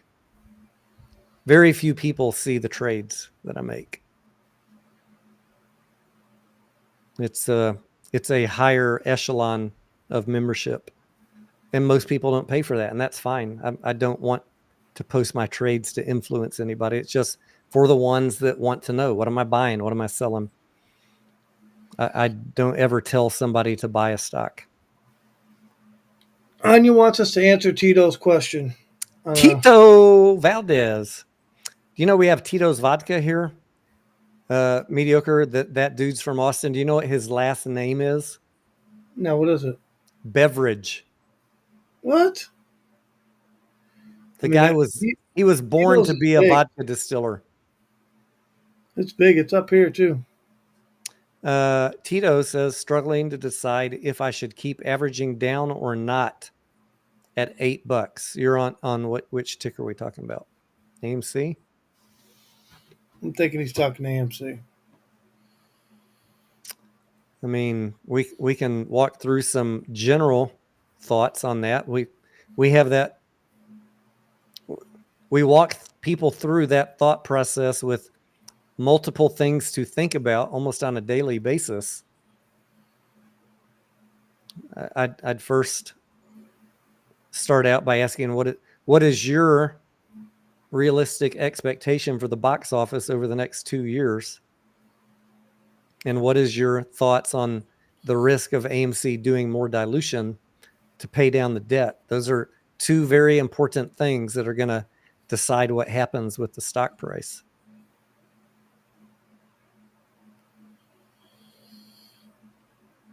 I would say, Tito, you might want to talk to us on Twitter. Maybe join the Discord or whatever, because, we could talk more in depth there. But I'll say this. There's a lot of ways to average down your position. I'm not going to give you financial advice on any of that, but what I will say is there's people who have averaged down from higher numbers than that, and they did it without throwing a lot of money at it, right? But it depends on your risk tolerance. There's a lot involved, and you have to think about what you're willing to lose, right? Now, the reason I bring that up is you have dilution risk, obviously, right? What is the outcome of the dilution going to do to where you stand versus maybe doing something else that has a risk but can generate you income, right? Like there's things you got to look at, maybe get a better understanding of. Are you selling any covered calls on 4,000 shares? I mean, that's not an insignificant amount. That's a lot of money. Like I'll give you an example. Right now, if tomorrow morning, roughly, a rough example for tonight, okay? Let me go back to my little chart here. All right. Let's say you wanted to play it safe. Okay? $6.50 by Friday, let's say. I don't think it hit 650 by Friday. I don't know your thought on it, but let's do the math. That's paying roughly 2 cents right now. 4,000. Look at next Friday, mediocre. Let's not look at one that's 2 days away. Well, just for sake of argument, that one's $80. Okay? That's $80 of profit. But let's look at next Friday real quick. These are just pennies, by the way. Don't, I've been told we only make pennies around here, but, All right, so next Friday, the 650 is paying 6 cents. So let's see. $240. Yep, $240. Now, how many times would you have to do that before you could buy another 100 shares of stock at this low price? And when you do that, that's going to drive down your dollar cost average. That'd take you 2 weeks to get another 100 shares with no cash out of your pocket. But I don't know shit, and neither does Tony. We're just a couple of knuckleheads. Clown News Network, you know what I mean?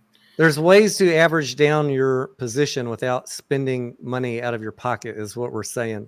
Now, we don't know your risk tolerance. We don't know, we talk to people about this that say, I understand what you're saying, but what if it moons to $30? Then don't do covered calls if that's what you're worried about. What's your risk tolerance, right? How long is it going to take you to to play? You guys got to decide that. All we can do is here's options. You got to choose. We have people that choose to do nothing. We have people that have chosen to actively take control of their portfolio and have gotten back in the green or very close to it. And so I'll say this, right? Like, how long is it going to take for AMC to make it back to $8 on its own? I don't know the answer to that. I would hope much sooner than later, right? But how many dilutions between now and then? I don't know. I'm not, maybe there's none, maybe there is some. I don't know. But that's the risk versus reward you got to look at, right? There's a risk that when you're doing that, the stock runs up. That's a possibility too. You got to take that risk versus reward for yourself. That's why we can't tell you what to do. We can talk about multiple scenarios, and then you got to say, all right, I'm going to own this and do nothing and just keep praying, or I'm going to own this and takes a little more active control. But I understand, if a MOAS happens, I'm not going to get the top dollar for my shares because I sold covered calls. And that's the thing. That's the other thing I want to say, right? Like a lot of people don't understand options at all. Okay. And they may hear us say, oh, sell covered calls. And then that person may go in and accidentally buy calls because they didn't understand, right? Like, I don't want to be responsible for any of that. You're responsible for your own portfolio. You guys need to understand, you need to at least educate yourself a little bit on all aspects of the market. That's just my belief, right? What you guys choose to do is your business. You don't, if they don't want to do anything and you want to sit there and be a sheep. I'm not calling anybody a sheep. I'm just using that as an example and expect the wolves not to attack. That's not a good way to do things, in my opinion. I would rather educate myself. Tito, just so you know, like we already talked about this back in May when AMC ran up to $12. I think I had covered calls sold on my entire position. And within a few days of that, or maybe even the first day, I saw that, the momentum was building for a big push up and I was likely going to lose my shares. Well, at a profit, because my cost average was under $3. So I was going to get out at $4.50, whatever strike I had sold them at. I forget, that was a month ago. I was going to get out at a profit, but the momentum was looking like it could go much higher than my strike price. So again, there's always options. What did I do?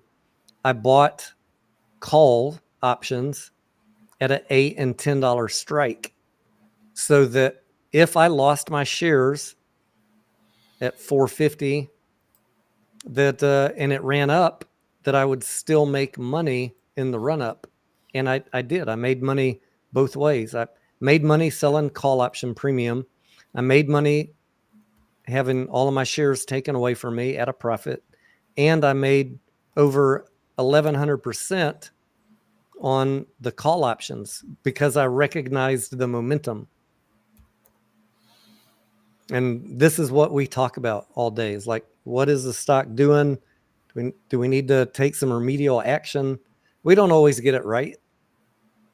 Yeah, I mean, No one is perfect, but you just got to be right more times than you're wrong.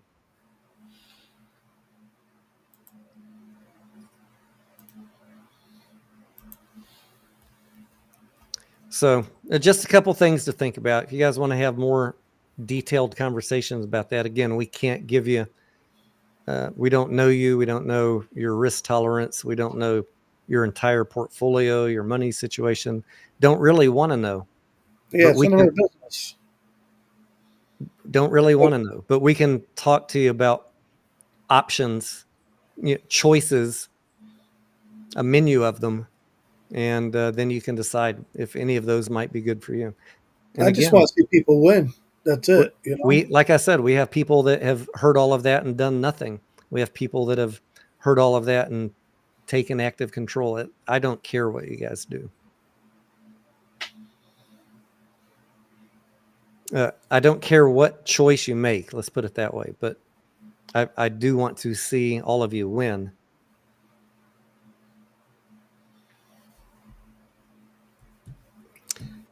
All right. I think we beat this horse to death. Go see some fucking movies, please. That's right. I'm going to. We got 2 more to see before Sunday in this household.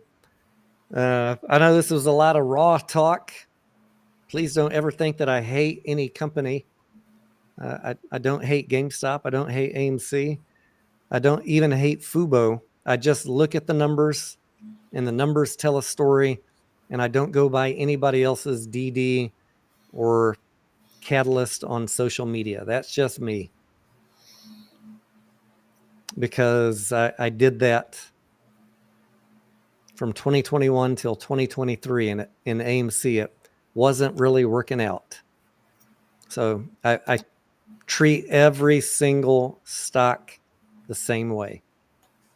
That my style with the meme stocks might not be for everybody. That's okay. And I'm easy. I don't care what stock it is. I trade no matter what it is. I'll never hold. I have one motto, and I'm not the only one in the group that has this motto. I hold 0 stocks. There isn't. I don't give a shit if it's Costco. I don't hold any equities. Period. I trade them. I'm a little different, mediocre. Like I'll hold I know. them. I'll hold them because when I buy something like a Costco, before I buy it, I already have decided what point I'm going to sell it. You know I what I'm know. saying? You So I might very hold well. it I'm for. not saying that. I'm just saying No, that. I'm just explaining a little bit different viewpoint to the folks. Yeah. I might hold it for a month or I might hold it for a year, but I have already decided where I'm going to sell. Now you're doing more shorter term plays than me. Like I'm looking for undervalued blue chips where I might have to hold them for a year. So we have all sorts of different styles, and there's no one that's better than the other. It really comes down to what is each person's risk tolerance. I like to be able to sleep at night. Mediocre sometimes take bigger risks than I do. I like to make sure all my money works. That's all. You know. I'm older than you, mediocre. I only got a couple years left on this planet. So listen, I play some safe ones though too. You know that. Like I don't only play these meme stocks. I look at other I'm just stuff. teasing. I do a lot of options trades that are riskier than you, like buying Rivian puts today. I know that. I didn't. I said, man, I don't know. I bought those mediocre. I bought puts on Rivian. I started going in the green immediately. And then I started looking at some of the articles and I was like, all these analysts upgraded it to like 19, 20, 22 bucks. I was like, holy fuck, man. Am I just like on crack here? Like I just bet against every analyst covering this stock. And no, it went down the entire day. My problem with puts though, I'll be honest with everybody here. I don't like to buy puts unless it's extremely short amount of time, which Tony knows this because I explained it to him. The reason why I don't like it is because there's way more buyers than there is people trying to push the price down. Most stocks go up. If a stock is going down, it's for a pretty good reason most of the time. But the reason I did is, I mean, you saw the price action overnight on Rivian, right? Exactly. I know why you did it. I know exactly why you did it, and it looked good. And you should make money on it. I hope you do. That's my problem. I'll let you know tomorrow. I want to be out of it tomorrow, no matter what. So. Anyways, guys, thank you, mediocre. Thank you, Anya. Thanks to the members of the channel, new subs. If you're just lurking, hit that sub button, help the channel out. And like I said earlier, go send mediocre a sub on his channel, Mediocre Trader. Yeah, I'm going to run. Go ahead. Hit me up on Twitter also, Mediocre Hit Trader him 1 up on Twitter also. Yes. I'm going to run the outro. Good night. And bid you guys adieu. Get some sleep. Another great day tomorrow. Let's have one. And where is that video? Here we go. All right, guys. Have a good night. Thank you. Good night, Tony. Good night, everybody.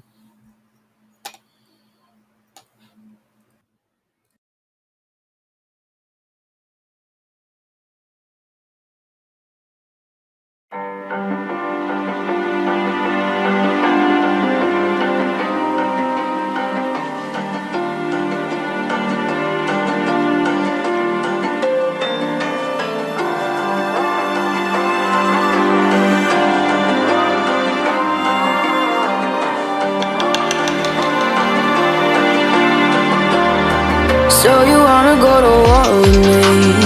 You're talking like you think you're royalty. You think that I'm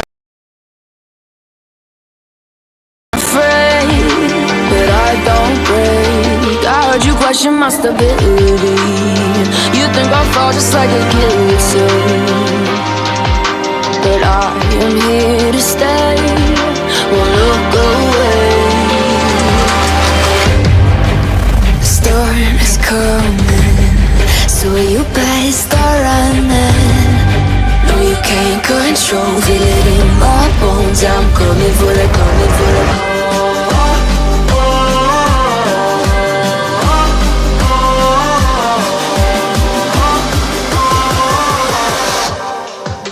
I'm coming for the throne.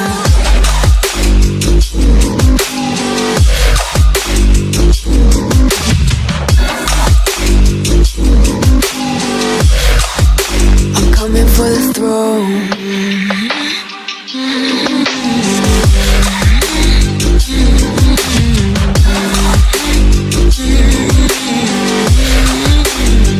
So you wanna be my enemy?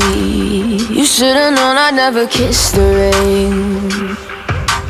Ice runs in my veins, won't play it safe. I don't belong with your nobility. Who died and made you king of anything? You think that I'm insane? It's your mistake. Kingdoms rise and fall, I've come to take it all. I'll take it, I've come to take it. Kingdoms rise and fall, I've come to take it all. I'll take it all. The storm is coming, so you better start running. No, you can't control, feel it in my bones. I'm coming for the, coming for the.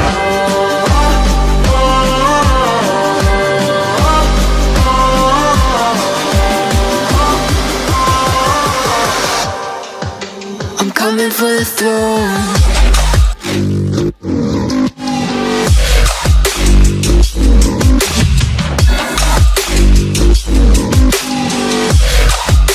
I'm coming for the throne.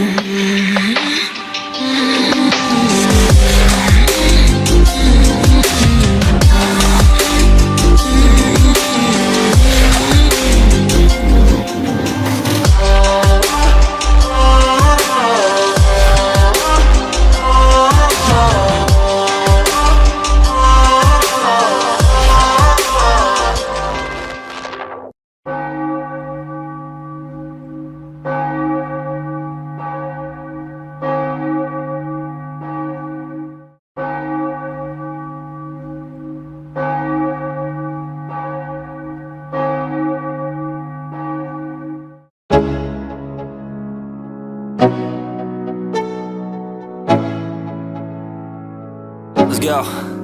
Yo, I'm like an addict, do I gotta have it. I ain't even playing, got a really bad habit. If it moves, gotta grab it, fuse like a magnet. Lose, won't have it till I'm doomed in a casket. I ain't playing, got a weird mind. If you work 8 hours, I'ma work 9. If the shit tastes sour, you should taste mine. I'ma stay in power for a long time. Get up, nah, I ain't a quitter. Toss me the ball, I'm a really big hitter. Big picture, I'm a straight killer. Rising the song to the highest bidder. Got juice, got gas, I'ma move fast. New shoes, new tracks, like who's that? I'm new, come back, better than last. Yeah, it's a new me, never gonna look back. Never gonna look back. Cause damn, I was built to last. You move slow and I move fast, and that's facts. Only I can make a change.